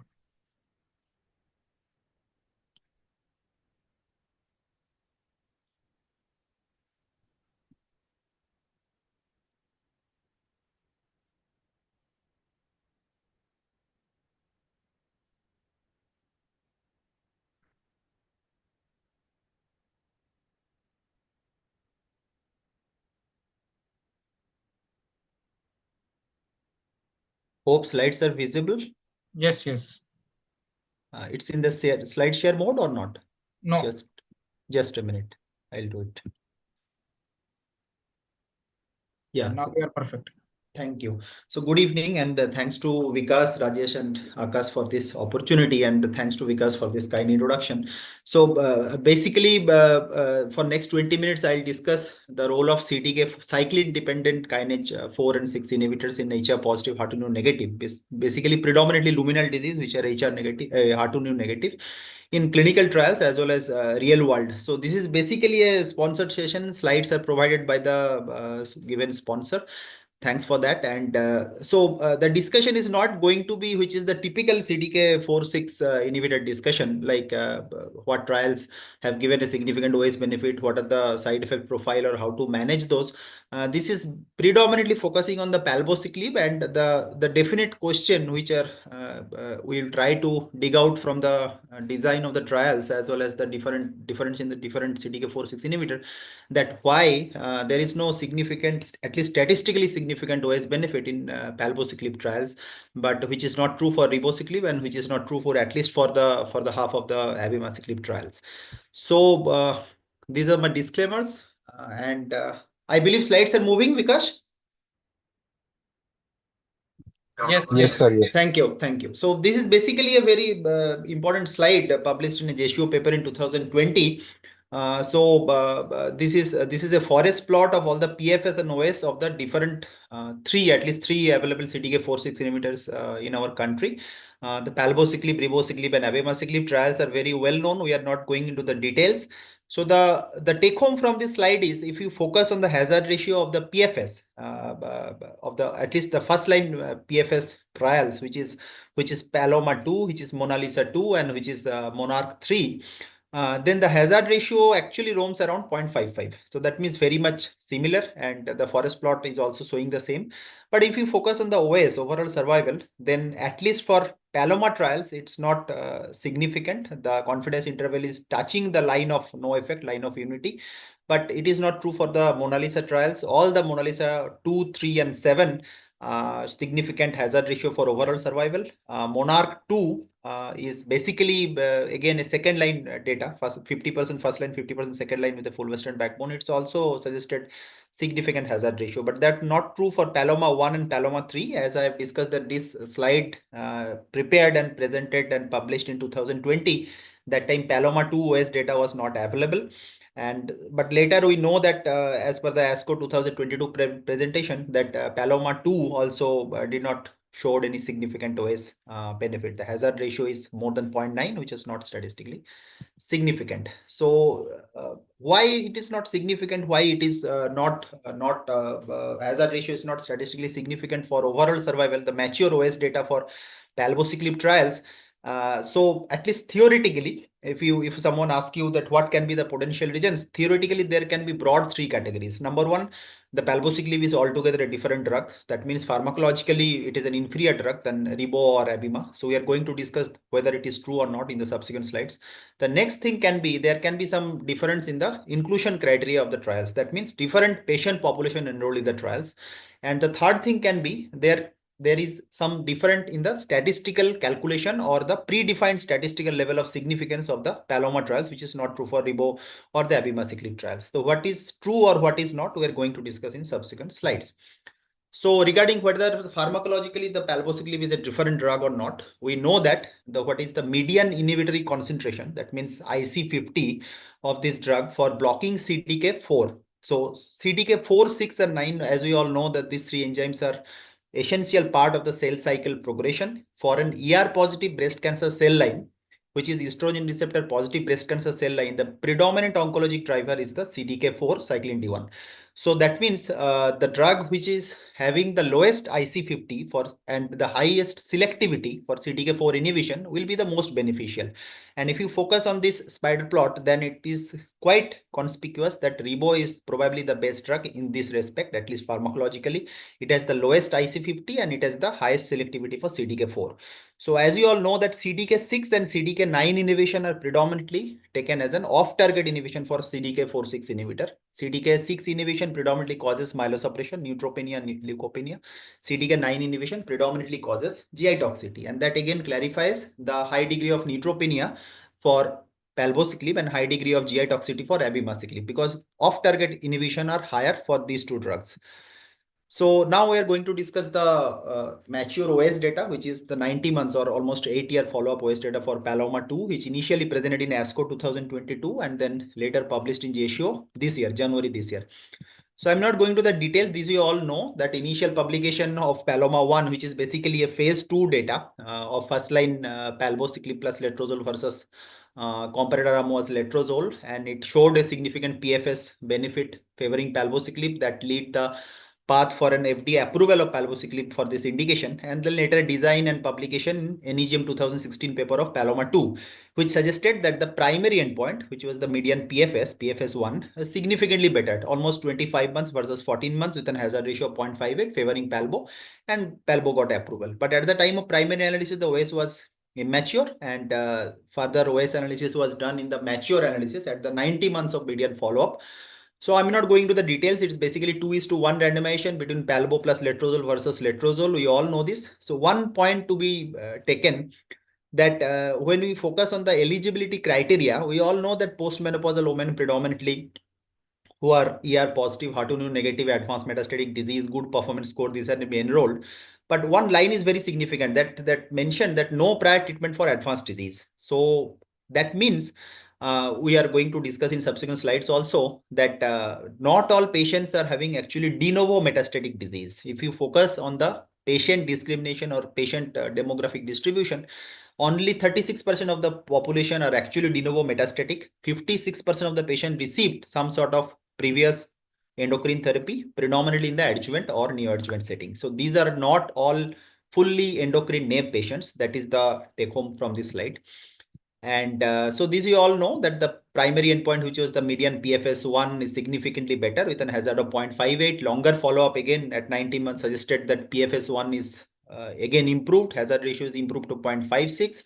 Now this is what I have discussed, that not all patients are de novo. De novo patient, de novo metastatic disease is only for 38% patient of the palbo-letrozole. Now most of the patient, this 56%, rest of the 56% patients are actually received some sort of adjuvant endocrine therapy.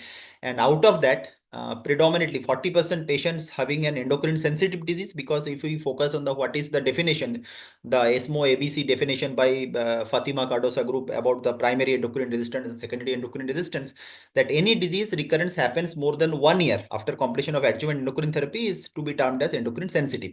So that means in Paloma 2 trial, there are roughly around 22% of the patient enrolled both in the palbociclib as well as in the control arm who have some sort of endocrine resistance, predominantly secondary endocrine resistance, as the disease recurrence happen less than 12 months of the end of adjuvant endocrine therapy.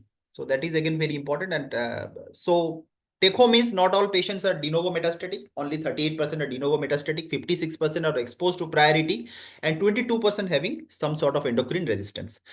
So that is one difference this Paloma trial is having in comparison to the Rebo or Avima trials. We are going to again discuss in detail later slides. And again, one more important point is that if you focus on this, the ITT population, the intention to treat population, then in the palbociclib letrozole and placebo plus letrozole arm, there is a missing survival data.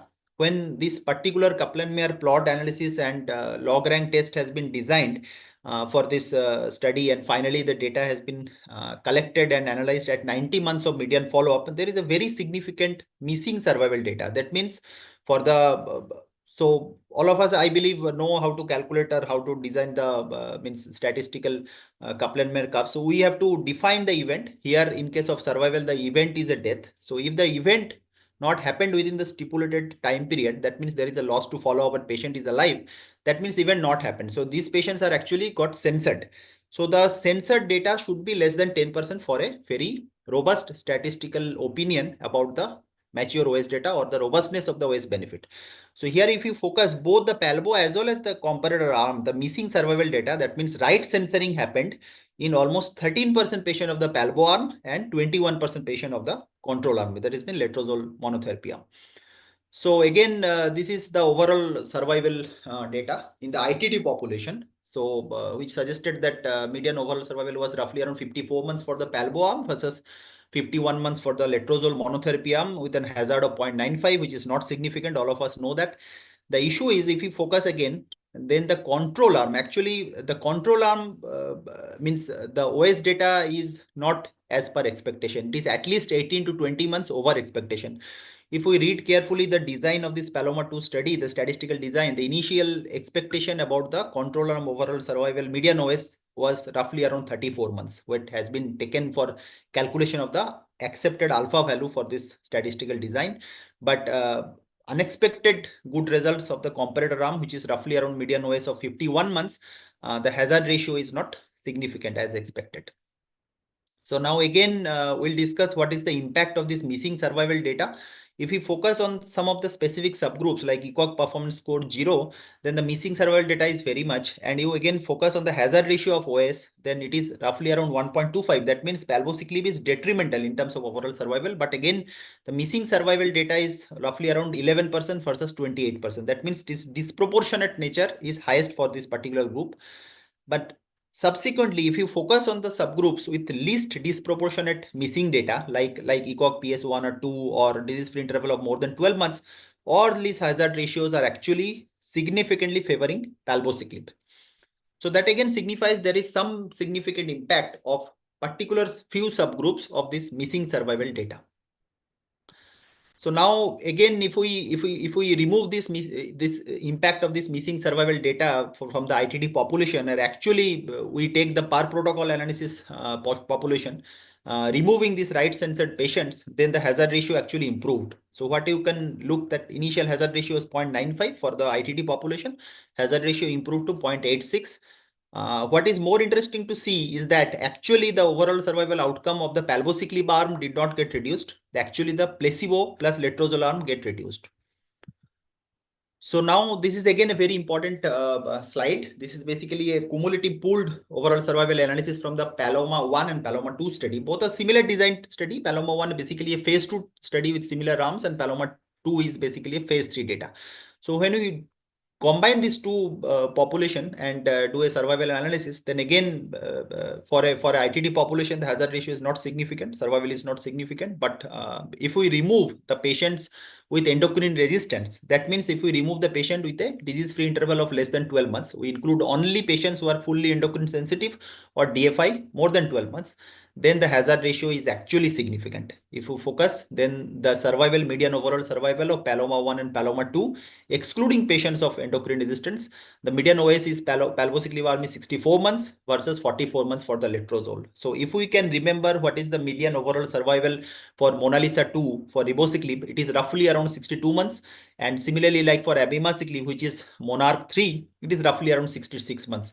So if we remove the patients of secondary endocrine resistance, which have been roughly around 22% population enrolled in Paloma 2, then the overall survival is actually significant. So this is again a very important slide that again signifies the means relatively increased enrollment of endocrine resistant population in the specifically for Paloma 2 and not applicable for ribociclib or abemaciclib trials. Now, what more confounding factors can happen in metastatic breast cancer? As you all know, that subsequent line of therapy is very important. So one of the important aspect can be due to the high degree of crossover in the control arm. That means why the letrozole arm scored better in terms of overall survival, there can be a high degree of crossover of subsequent CDK4/6 inhibitor exposure. But actually, if we focus on the actual data that how many patients received in the control arm subsequent CDK4/6 inhibitor, the data is not very high. It's showing only 1/4 of the population roughly in the letrozole arm received subsequent CDK4/6 inhibitor, and predominantly which is palbociclib.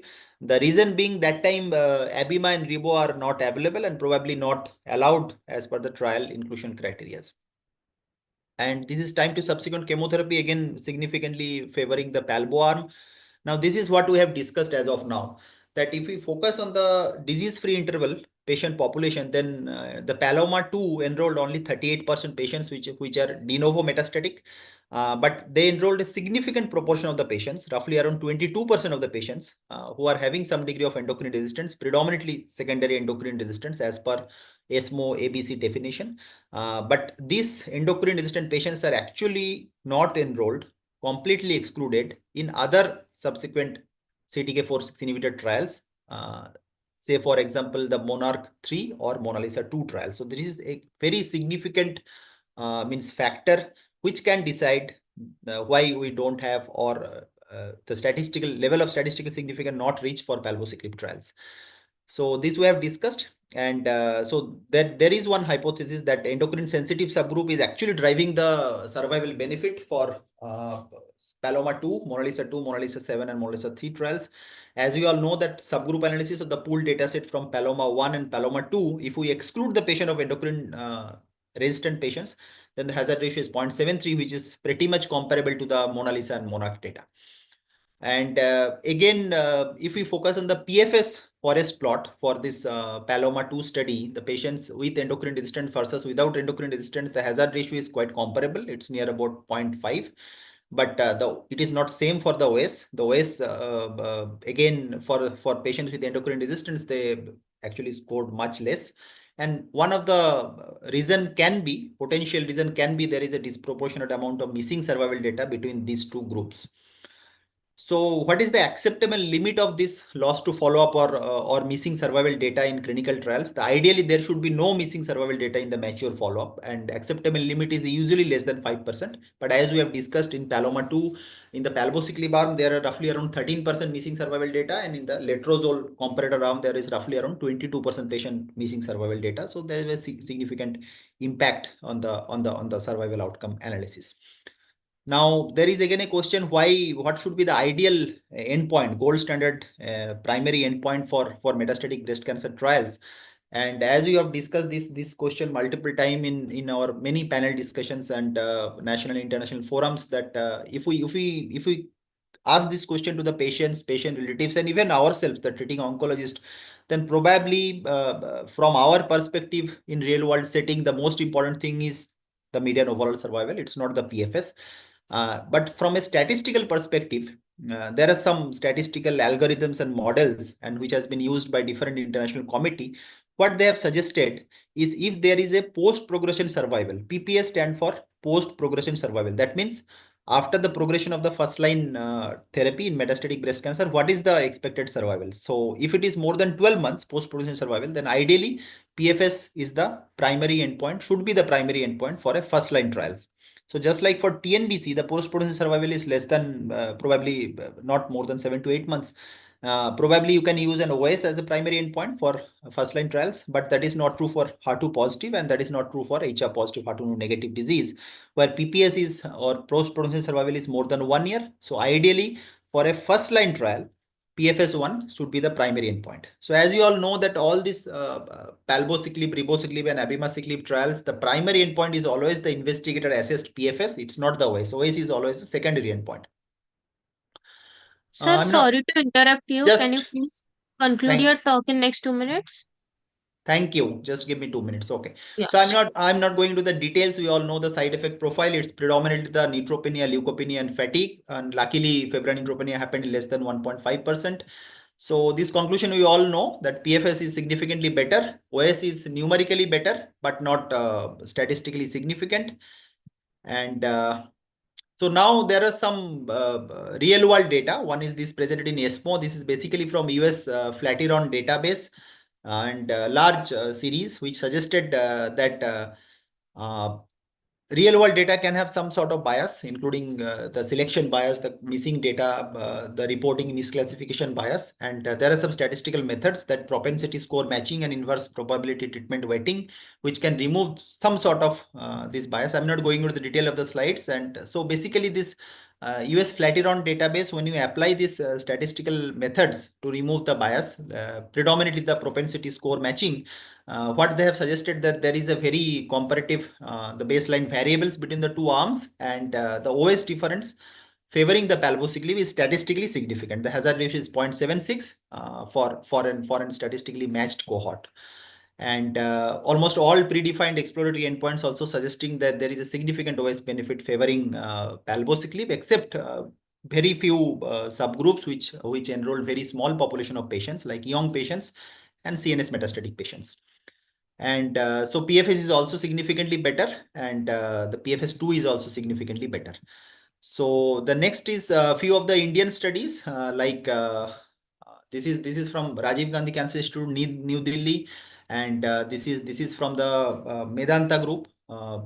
Sorry, this is from the Manipal group of South India, Dr. Amit Ratan sir unit, and this is again from RDR Cancer Institute, Chennai, and this is from Jaipur. So all have suggested that in real world setting data also, just like the Flatiron database from USA, from Indian studies published, there are 4 or 5 studies which suggested the similar PFS1, which ranges between 18 to 20 months, and similar overall survival in Indian patients also.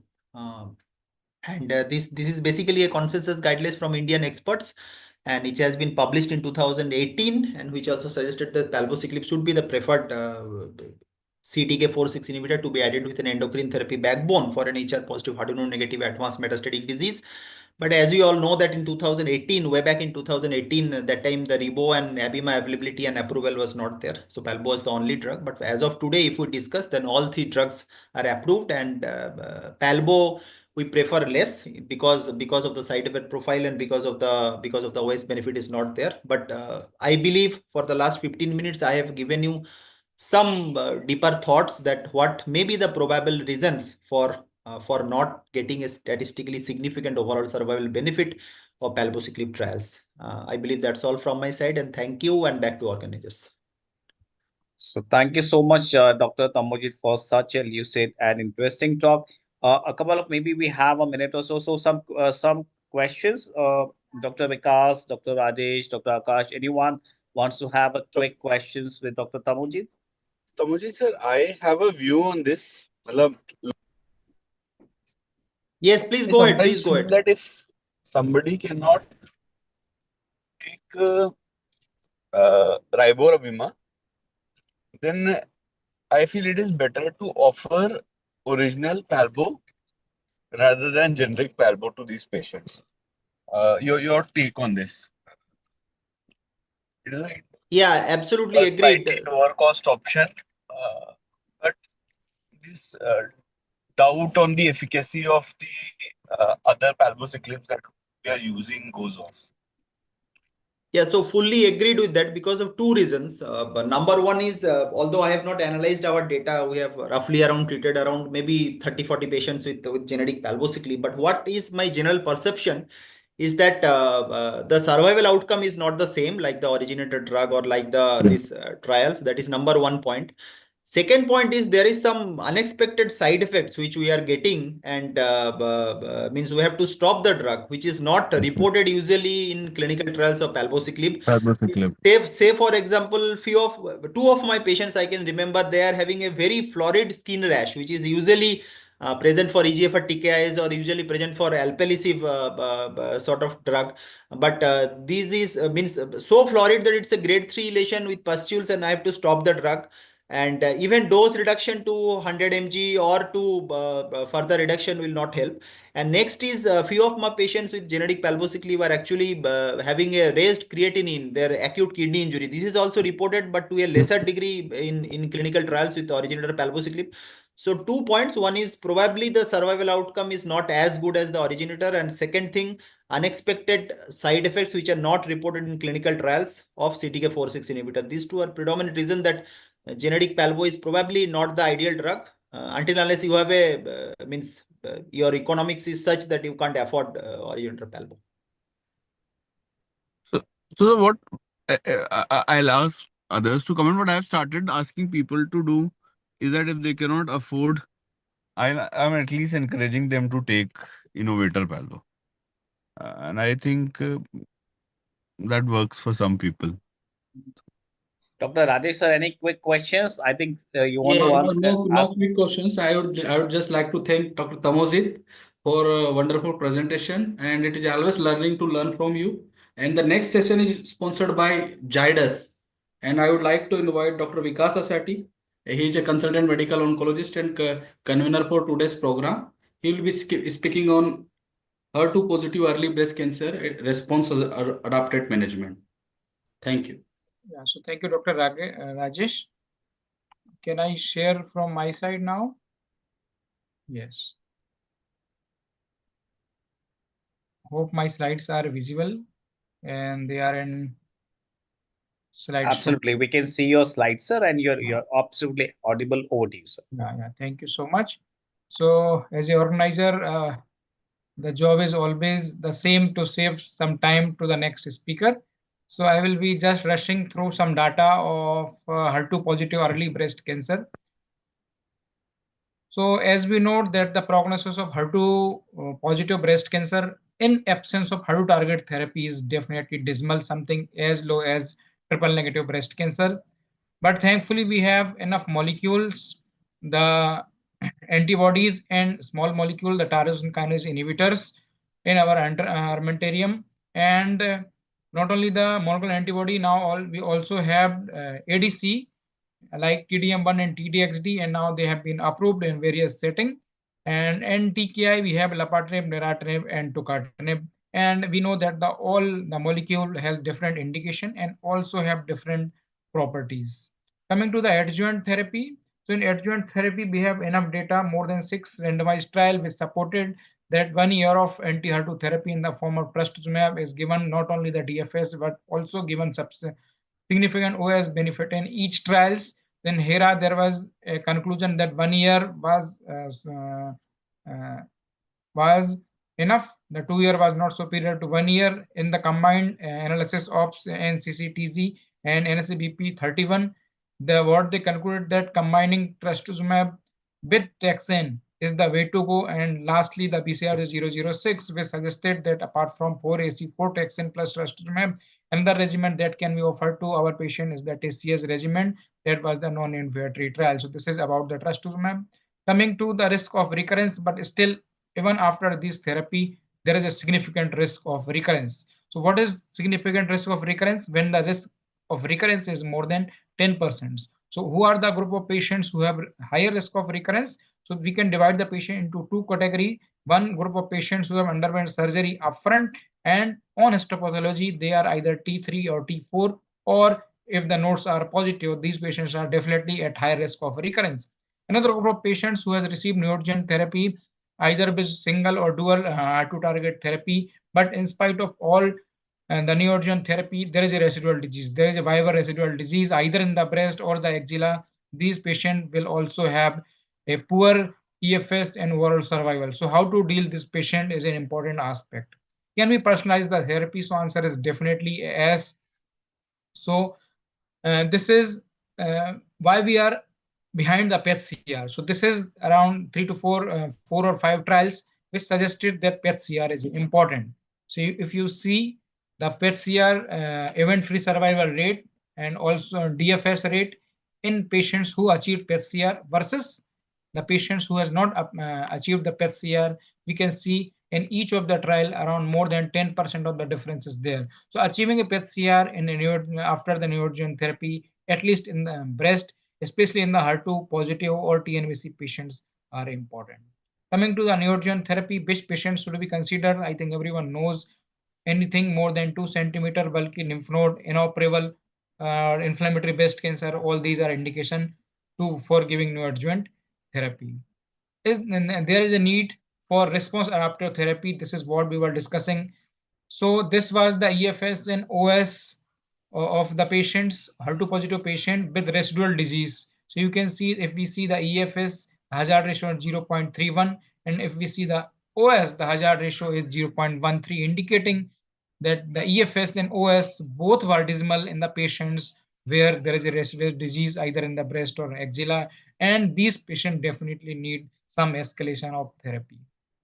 So apart from trastuzumab, we have trastuzumab and pertuzumab combination. Then we have TDM1 and neratinib. I will focus on the TDM1 part.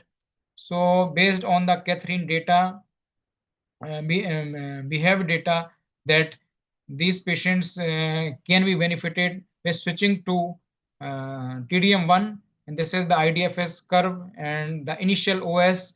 It was not mature, but now we have the final IDFS and OS analysis of the Catherine, and you can see that there were at the end of 3 years, 5 years, and 7 years, there is a big difference in IDFS, and also if you see the OS at the end of 4 years, there was absolute 4% increase in survival if we change from trastuzumab to TDM1. This is the subgroup analysis. I will not go into the details. Coming to the affinity, the another high-risk group of patients who has after the surgery either has node positive or high-risk tumor. In this trial, they were randomized into trastuzumab alone versus trastuzumab plus pertuzumab. And again, you can see at the 8-year IDFS, the maximum benefit was there in the patients who are node positive after the surgery, and in node negative patient, there was no benefit. So this is what it has been suggested that if anything more than or equal to clinically T2, that is more than 2 centimeter, or if there is a node positivity at baseline, these patients should be offered neoadjuvant therapy with the addition of trastuzumab and, if possible, even with pertuzumab. And then after surgery, based on whether they have achieved the PET-CR or not, we can give them the TDM1 in the patients who has not achieved the PET-CR, and we can continue the trastuzumab who has achieved PET-CR. And for initial, for our very early patients, where it is less than 2 centimeter, upfront surgery can be performed. And if it is the tumor size less than 2 centimeter, the Tolani regimen based on APT trial, the 12 cycle of weekly paclitaxel blood trastuzumab should suffice for all these patients. So I think with this I will stop. Thank you so much. And after this, I would like to request Dr. Abhishek Anand. He's a consultant medical oncologist from Patna for the panel discussing on metastatic HER2 positive breast cancer. Dr. Abhishek, you can call your panelist. Thank you so much.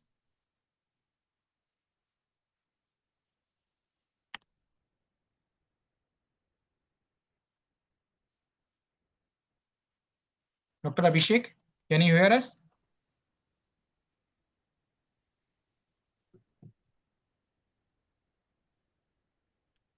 He's there, sir. Yeah. I think he's on the call, so I think, yeah. Okay, he's there. Dr. Abhishek? Yes, Yeah, yes. he's there. Just a second.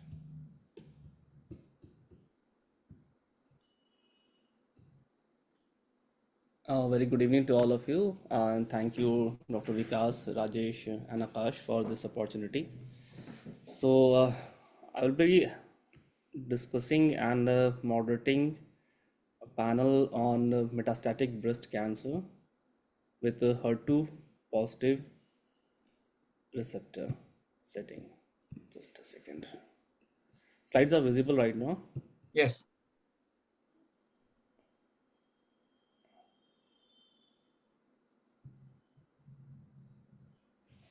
So we have got our panelists with us. Um, so starting with the case directly, a 44-year-old premenopausal unmarried female presented with lump in the left breast for 6 months. Patient was also hypothyroid, diabetic, which was well controlled, and the grandfather had oral cavity cancer because of history of tobacco chewing. No other family history were present. On examination, ECOG performance status was 1. Left breast examination was done, that was showing a lump of 5 into 4 centimeter with PUD orange appearance, same quadrant. Chest wall was free. Left axillary lymph node was present, which was multiple in numbers, with largest one being 2 into 2 centimeter, and it was fixed. Liver was enlarged 2 centimeter below the right costal margin. Further workup was done, bilateral diagnostic mammogram, which showed dense breast with 4 into 5 centimeter speculated lesion in the left breast, skin and subcutaneous thickening, axillary lymph nodes. Core biopsy was done, which was suggestive of invasive ductal carcinoma grade 3, and IHC was also done, ER5 plus, PR5 plus, and HER2 3 plus. So it was ER, PR, and HER2, all three were positive. PET scan was done, and it was showing avid, FDG avid left breast mass, bilateral axillary and mediastinal lymph node, liver metastasis, and multiple lighting bone lesions. Echo and other lab parameters were normal. These are the mammogram image, and on the right side it is the PET scan image. So our questions to the panelist, would you like to do routine contrast enhanced MRI brain to all the patients, or you decide on the symptom basis? Dr. Tamujit? So if we focus on the ESMO ABC 6 and 7 guidelines by Fatima Cardosa group, as well as the older guidelines, NCCN guidelines, all said that for a metastatic disease, even if we know that for like just for HER2 positive or TNBC, there is high chance of brain mets or CNS mets. For an asymptomatic disease, for routine screening, MRI brain is not required as per guidelines, only for symptomatic patients. Like for lung cancer, we usually go ahead with MRI brain at the time of diagnosis only. So, would you like to do specifically in patients who are having a HER2 positivity, where the chances of brain metastasis is higher as compared to the other subset of breast cancer?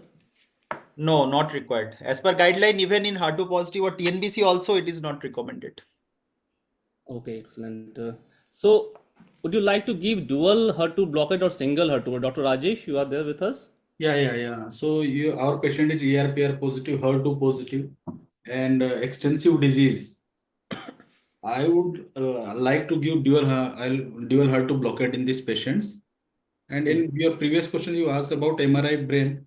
Though I don't do routine MRI for HER2 positive patient, but yeah, it can be considered if patient is affordable. Then since this patient have higher chance of brain metastasis, case by case basis, we can do it, but not And routinely. data suggests like somewhere 15 to 20% will be having brain metastasis 50% in is the good HER2 number. positivity, and it So can rise up to 50 to 60% yeah, in the so course of yeah, I time. agree.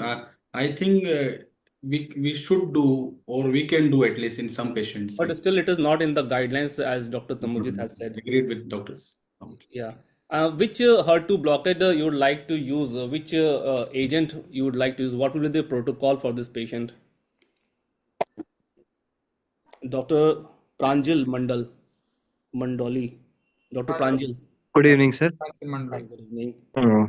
Sir, I would like to go for trastuzumab pertuzumab combination and in IV route initially. And what chemotherapeutic agent you would like to add Sir, with? Taxane along with trastuzumab pertuzumab So what combination. vaccine you would like to add? Docetaxel as per the Cleopatra, or maybe paclitaxel or nab-paclitaxel? Sir, dosi. I would prefer dosi here. Deepak is not with us, na? Yes. Rajesh is there, Tamojit is there, Dr. Pranjal, Dr. Dr. Akash Tamojit, is also there. would you be intended to use paclitaxel as compared to docetaxel? Because we have got one Pursue study that has shown that toxicity-wise, paclitaxel and nab-paclitaxel do much better as compared to the docetaxel, and the outcomes remain almost the same. So as of now, this is not very means we are not convinced with the data which you have just mentioned. For if you focus on guidelines, then both irrespective of it's Pacli or Dosi, both are category 1 as a taxane partner as per NCCN and ESMO. There can be, this patient is a type 2 diabetic patient, I believe. So there is some data that if it is uncontrolled diabetes, or if we want to really avoid steroids, then there is some newer taxane formulations which can be used. But otherwise, for this particular scenario, for initial 5 to 6 cycles of chemo backbone, I believe both Pacli and Dosi will be equally good for me. What is most important is the HER2 blockage, not chemotherapy is very important in this case. Yeah, Dr. Rajesh, would you like to use a weekly paclitaxel or nab-paclitaxel instead of docetaxel along with trastuzumab and pertuzumab? So it depends how far my patient is from. And in metastatic breast cancer, we don't have data that weekly paclitaxel gives survival benefit compared to 3 weekly paclitaxel. If patient is fit, then I will use 3 weekly regimen only. And if patient is frail or unfit, then I would prefer weekly paclitaxel along with the dual anti-HER2 therapy. It's about the similar outcome with a better Better. side effect profile. Yeah. Correct? Yes. Excellent role of chemo-free regimen. Dr. Pranjal, would you like to give any patient dual HER2 blockade without any chemotherapeutic agents? What are those patients in your practice? So metastatic patients with low volume disease, less chance of organ failure, I would consider for a chemo-free regimen. Else, sir, I would like to go with chemo, trastuzumab and pertuzumab combination, sir. Okay, if the patient is very fit and having a low burden disease, so would you go with the dual HER2 blockade only without chemotherapeutic agent, or you still go with the chemotherapy and then after 4 or 6 cycles you will stop the chemotherapy and then continue with dual HER2 blockade? So can be considered for dual HER2 blockade, sir. Okay, Dr. Tamojit? Yeah, so basically, this patient is a triple positive patient. So all the phase 2 and phase 3 trials, so for an HER2 positive disease, which are there for a chemo-free regimen as a first line. So I believe most of the patients which suggested that the chemo-free regimen can provide in comparable PFS1 for an HER2 positive in metastatic breast cancer are actually triple positive patients where you give dual HER2 blockage along with one endocrine therapy, either non-steroidal AI predominantly. And these are predominantly old, frail patients with a low volume disease where the chance of cytotoxic chemotherapy side effects are higher. And there is no imminent means risk of development of the visceral crisis. That means the disease is indolent, disease is not so high growing and low volume, less symptomatic burden. Elderly frail patients, you expect a high degree of toxicity, and has to be a triple positive where you can add an endocrine therapy backbone over and above anti-HER2. Very well explained, Tamojit. And this is what we do. If the patient is triple positive, we do add hormonal therapy along with a dual HER2 blockade, especially if the patient is frail with low volume disease. So, any drug conjugate in the first line setting, Dr. Rajesh, would you like to use any antibody drug conjugate targeting HER2 in the first line setting? I'm not And using. if at all I'm you are planning, then what are those criteria for using? Okay, so in first line in metastatic breast cancer, I am not using, and I think I am not aware if it is available. We have data to give in a first line setting this antibody. Maybe like if the patient has already received So dual you, HER2 yeah, blockade in yeah, the adjuvant or neoadjuvant setting, then maybe you can plan if the duration is less than 6 months, you can start with antibody drug conjugate in the first line setting only. yes, I agree. With disease progress within 6 months of adjuvant trastuzumab, then we can consider this antibody drug conjugate in first line. Yes, yes. Dr. Tamojit, if the patient has received dual HER2 blockade within 6 months of duration, so what will be the your choice of agent? Whether it should be TDM1 or you would like to use the TDXD? Yeah, so it is very, as of now, we know that the definition of endocrine resistant in metastatic breast cancer is very well defined. What is the actual definition of trastuzumab refractory or trastuzumab resistance is still, it's a very soft criteria. There is no hard definition which has been given in different Two guidelines. guidelines suggest that it's six Yeah. months. Like Yes. So if total. we focus on the TDM1 versus TDXT trial in the predominant in the second line, which showed that TDXT is a better drug than TDM1. I believe it's Destiny Breast 03. Yeah. So it included at least 10 to 15% patients which have progressed within Yes. 6 months of completion of the adjuvant dual anti-HER2.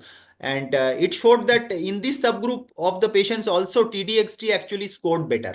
So the reason being two, number one, if the patient is already exposed to some sort of anti-HER2 therapy, there is a chance that there is a HER2 loss or at least low HER2. And these patients will not respond good to TDM1. These patients will always respond better to TDXT. So if there is a chance of, if you suspect that there is some degree of trastuzumab refractoriness, primary trastuzumab resistance, then it is TDXT will always score better than TDM1. Mhm. Absolutely. So this is the Cleopatra study, randomized phase 3 of trastuzumab, pertuzumab, and docetaxel in the first line setting that improved both median overall survival and the progression-free survival. This is a PERTAIN study that was dual HER2 blockade with pertuzumab, trastuzumab along with aromatase inhibitor in triple positive metastatic breast cancer and was compared with trastuzumab and AI. So that also showed a PFS advantage as compared to the trastuzumab and AI. So in the first line setting, a new trial of TDXD is coming, trastuzumab deruxtecan, that is Destiny Breast 09, although the data is still pending and hopefully there will be some good data with the trastuzumab deruxtecan and maybe we can in future be using the in the first line setting as well. So coming I'm back to the surprised to case, see one arm trust TDXD plus pertuzumab. The yes, second one. there are three arms exactly. So coming back to the case, patient was started with pertuzumab, trastuzumab, docetaxel along with zoledronic acid, and in the fourth cycle, patient had grade 4 neutropenia and febrile neutropenia, mucositis grade 3, and the rest of the cycles were well tolerated. Response assessment was done that was suggestive of partial response. She was continued on pertuzumab and trastuzumab maintenance along with letrozole and ovarian suppression was also given. In October 2020, she complained of increase in the size of primary breast lesion without any other symptoms. Whole body PET scan was done that was suggestive of increase in the size and FDG avidity of the left breast lesion. There were no other sites of the disease. So, what would you like to do next, Dr. Pranjal? There is only progression in the breast, and most of the metastatic sites have almost resolved. Dr. Pranjal. Mm. So previously the patient has received chemotherapy and it's uh, uh, chemotherapy and trastuzumab pertuzumab combination.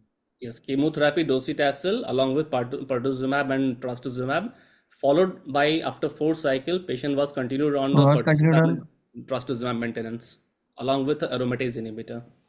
So we can very well biopsy the lesion and know its nature, whether it is still HER2 positive or or it's changed. So I would like to go for the biopsy from the breast lesion Excellent. and then So plan biopsy accordingly. should be done if there is any progression of the disease, and because we have seen discordance ranging between 10 to 30% of ER, PR, and HER2, more so from positive to negative, as it is a case of triple positive breast cancer. Chances of getting it changed to a negative one, either ER, PR, or HER2 negative, is slightly on the higher side. So patient denied the biopsy. What next you would like to do for this I patient? would like then we can then the lesion can be very well treated locally. And again, I would like to go for post surgery. If the lesion is amenable to surgery, I would like to go for surgery followed by once again I would like to see on the surgical specimen whether it is HER2 positive or negative for further management.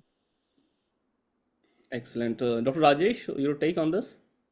Yeah, though in my clinical practice, I don't read locally much about, or I don't read like oligo progression and I give local therapy.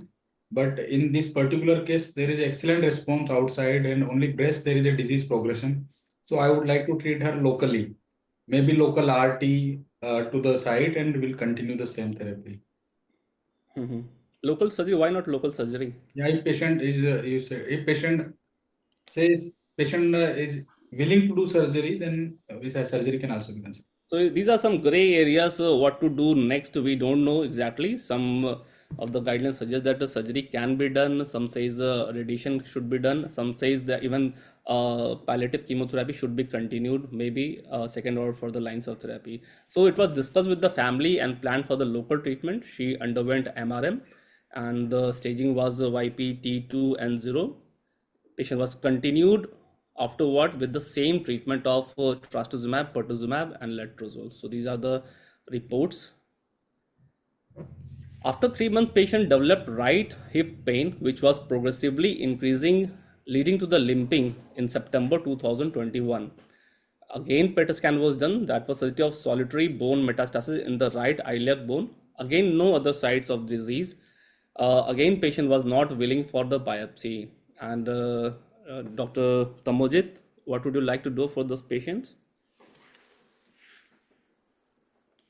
Yeah, it's again a tricky means situation because ideally means a repeat ERPR HER2 checking should be done because it's a new development of metastatic site.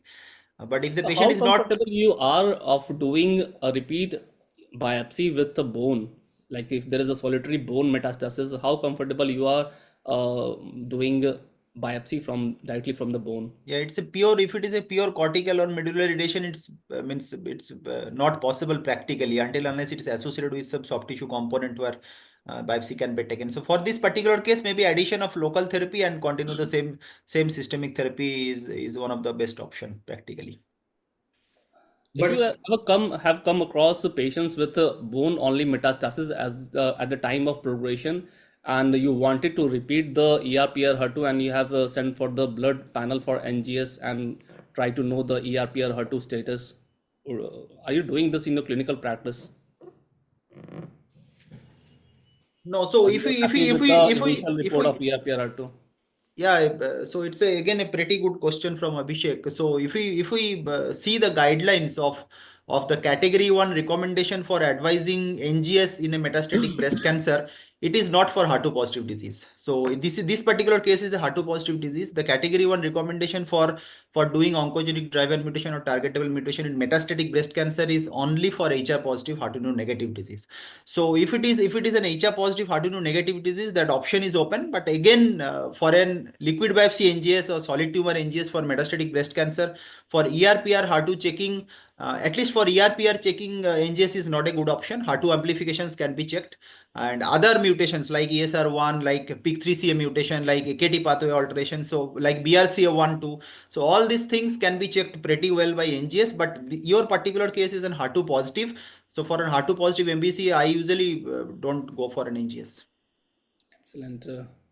So, coming back to the case, patient was given a palliative RT to the involved site of the bone as BRT was given, and again, patient was continued on the same treatment with pertuzumab, trastuzumab, and letrozole. Assessment scan was refused by the patients, and Patient also defaulted treatment after January 2023. In March 2023, she presented with headache, decreased appetite, and pain in the abdomen. MRI brain was done this time and which showed 2 into 3 centimeter lesion in the right frontoparietal lobe with vasogenic edema and no other metastasis. PET scan was done. That was a of liver lesions, which was multiple and involving both the lobes, with two new bony metastases, and solitary brain metastasis was also there as suggested in the MRI brain, which was done earlier. So, what would you like to do, Dr. Rajesh? Whether you would like to start with a palliative artery to the brain, you would like to address the brain metastasis first, or you will start with a systemic therapy for this patient, second and beyond line? So brain treatment is emergency for me. So I have to handle the brain metastasis first.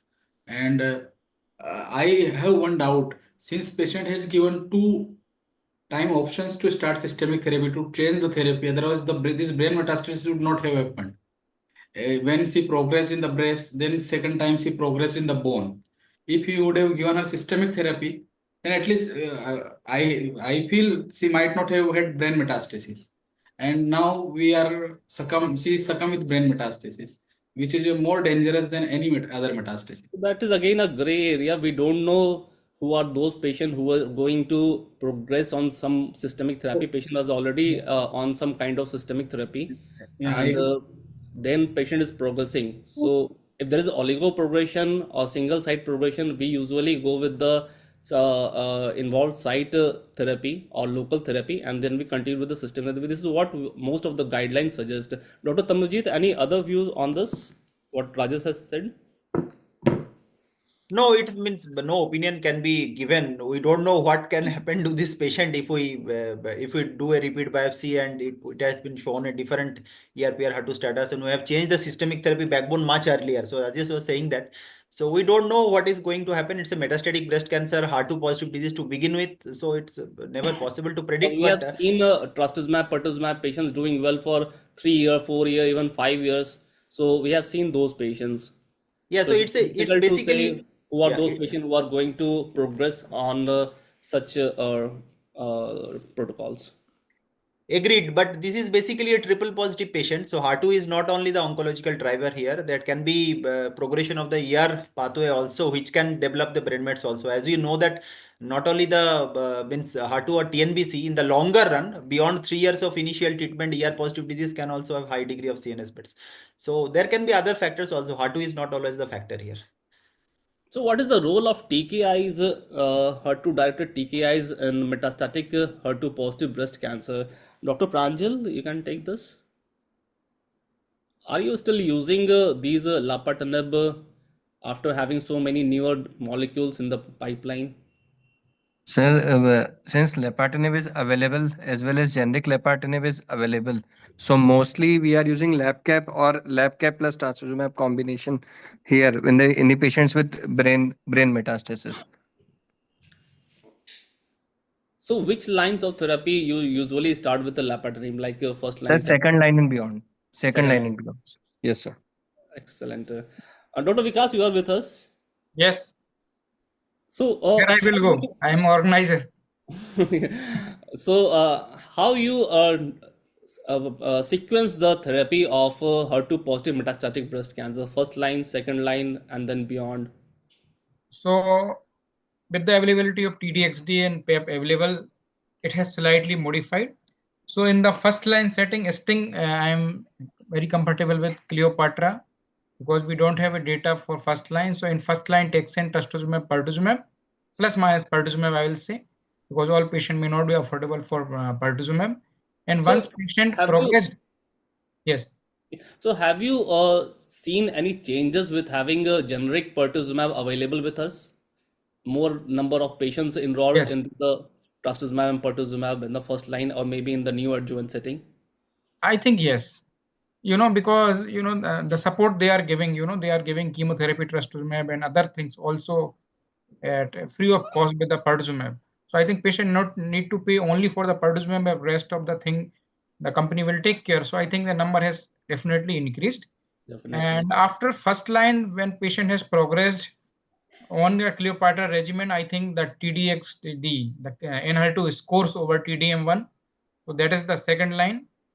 And third line, we can use chemotherapy plus any HER2 target therapy, because we know that after TDXD, another ADC, there TDM1 might not work. But again, we don't have much data. So first line Cleopatra, second line TDXD. If not TDXD, then TDM1. And I'm pretty sure with the availability of data that the trial that you have shown, the TDXD might replace the Cleopatra regimen, because if you see the PFS in the second line, the PFS of the TDXD in the second line is more than the PFS of the first line. Yeah, exactly. So absolutely, Moreover, just I completely am agree with add, you. yeah, adding one point to Vikas. AstraZeneca have designed this Destiny Breast 09 trial very smartly. So they have kept one additional arm of TDXT plus Patuzumab for the same reason. They know that either TDXT monotherapy or TDXT plus Patuzumab will score better than the control arm. They know that very well. Correct. Absolutely. So these are the second line therapy options, and we have a Emilia trial and Theresa study for TDM1. And this is the trial which Dr. Vikas was telling about, Destiny Breast 03 study design. This is TDXD. It was compared with TDM1. And very rightly said by Dr. Vikas, median PF was 28.8 months versus 6.8 months. So there is a huge difference between the median PFS of the two arms, and the median was not reached in both the arms. So this is what Dr. Tamojit was saying, that real world evidence suggests that PFS outcome of second line TDM1 are worse in patients who have already received a prior pertuzumab. So these are the data, and it may be because of reduced HER2 expression. These are the explanation of why TDM1 does not act better after prior use of pertuzumab. This is the HER2 CLIMB study of tucatinib, which was in combination with trastuzumab and capecitabine, and it was compared with trastuzumab and capecitabine. And again, tucatinib fared better as compared to trastuzumab and capecitabine alone. NELA study is for neratinib along with capecitabine. This is also in the metastatic setting. So coming back to the case again, she received SRS to the CNS metastasis and was started on TDM1 at dose of standard dose 3.6 milligram per meter square every 3 weekly. She developed thrombocytopenia requiring dose modification. She had partial remission after 3 months of treatment with reduced size of liver lesions, resolution of bone metastasis, and the size of brain metastasis had reduced as well. So at progression of TDN1, what will be the options? We have already discussed all these. So one question for Dr. Tambajit, you have also just presented the CDK4/6 inhibitors, and I would like to ask what is the role of a CDK4/6 inhibitor in triple positive patients? Is there any data of addition of CDK4/6 inhibitors along with pertuzumab, trastuzumab, or maybe TDXD or TDM1, Dr. Tamajit? Yeah, so some ongoing trials are there, particularly with the antibody drug conjugate plus CDK4/6 inhibitor. The predominant issue is that the myelosuppression is very high, is unacceptable limit, because we know that TDXD, TDM1, these also contain some degree of cytotoxic drug as a payload, which is different for TDM1 and different for TDXD, which causes myelosuppression. And at the same time, we know that all CDK4/6 inhibitor causes some sort of neutropenia and leukopenia, which can be complicated further with antibody drug conjugates. So that side effect profile of this combination is not acceptable as of now, and we don't know how really what is the best way to combine these two agents. But trials are ongoing. As of now, it's still investigational. Maybe dual HER2 blockade along with CDK4/6 inhibitors. Yeah, but still no definite data. Means Data guidelines is still not there. not. Yeah, Exactly. still investigational. Early data are there, but we Yeah. don't have any robust data I, for. I believe one TDXT trial, Destiny Breast one trial is ongoing. I believe it's I'm not exactly remembering the number, but along with TDXT, one CDK4 trial is ongoing. But the initial interim data suggests that the degree of myelosuppression is unacceptable. Exactly. Any role of immunotherapy, Dr. Pranjal, you have? Not that I know of, sir. I So don't have maybe much after idea multiple lines of HER2 about positive immunotherapy in therapy. this setting. Okay. Yes, sir. Like after multiple lines of therapy, you have done the repeat biopsy, patient comes triple negative, or maybe MSI high, high tumor mutational burden. In those cases, maybe you can use. So, to summarize, first line dual HER2 blockade with chemotherapy remains the standard of care. Trastuzumab deruxtecan has shown a great benefit in the second line setting based on the Destiny Breast 03 study, and the position of second line treatment option has already been taken by this agent. Other agents that can be used include the TDM1, tucatinib, neratinib, lapatinib, and we may look beyond this landscape in near future. So with this, I would like to thanks my all the esteemed panelists for their excellent input, including Vikas, and thanks organizer, Dr. Vikas, Dr. Rajesh, for this opportunity. Thank you, everyone. I have one question to Dr. Tamojid and Dr. Abhishek. Will you ever use only hormone therapy in these patients? Or in which patient you can use hormone therapy in triple positive patients? If the patient is HER2 positive along with the ER/PR positive or Yeah, either of the two, yeah. so anti-HER2 blockade has to be given. Maybe Yeah, if the patient's cardiac function is not that great or it is a contraindication, then only we will not give anti-HER2 blockade for this kind of patients. Tamojid, any input? Yeah, so primary, if we yeah, I agreed with Abhishek actually. Means for an HER2 positive disease, whether it's an HR positive or HR negative, the primary oncologic driver is the HER2. We have to block it. But until unless there is absolute contraindication. So if we read carefully what is the absolute contraindication for trastuzumab or batuzumab, it's the means hypersensitivity reaction. It's not the cardiac function. Cardiac function is actually a relative contraindication. So absolute contraindication is hypersensitivity reaction. If there is history, then we can't use. And otherwise, in terms of absolute left ventricular ejection fraction or cardiac function, these are always relative. Means you can always judge patient to patient basis.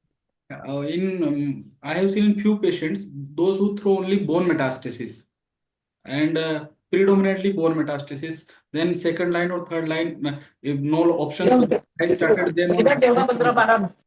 They have done. I have seen very good response in those patients who have thrown only bone metastasis in second line and third line. Yeah, I agree with you that if options are there, anti-HER2 should be combined, but sometimes we don't have any options. Patient progress on trastuzumab or PER2, they are not affordable for trastuzumab deruxtecan. Yeah, agreed. But in those cases, ERPR expression should be very high. Yeah. Yes. So Abhishek's case is a 5/8, 5/8 ERPR. Probably that is not an ideal candidate. So, but otherwise, in a real world setting, if it is a 8/8 expression ERPR, and you have exhausted all the affording HER2 anti-HER2 options, then practically yes. Sure. So thank you, Dr. Abhishek, and I thank everyone. And for the vote of thanks, I would like to request Dr. Akash to please come in. So thank you, Vikas sir. It has been a wonderful evening. A lot of our friends and colleagues, Dr. Tamoji, Dr. Deepak, Dr. Abhishek, uh, our friends from here, Pranjal, Dr. Dubey, everybody joined in. To a great thanks for everybody for joining in. Uh, I like to thank our partners, academic partners, Pfizer, Zydus, and Lupin for this, making this possible, as well as Tarun Mathurji and his team. You've always been a wonderful support. Thank you. Thank you very much. So thank you so much, everyone, for joining. Have a great evening. And on behalf of my colleagues, Vishal and Sorangi, we say goodbye. Thank you. And we meet again. Stay safe and stay blessed. Good night to everyone. Thank you. Thank you. Good night.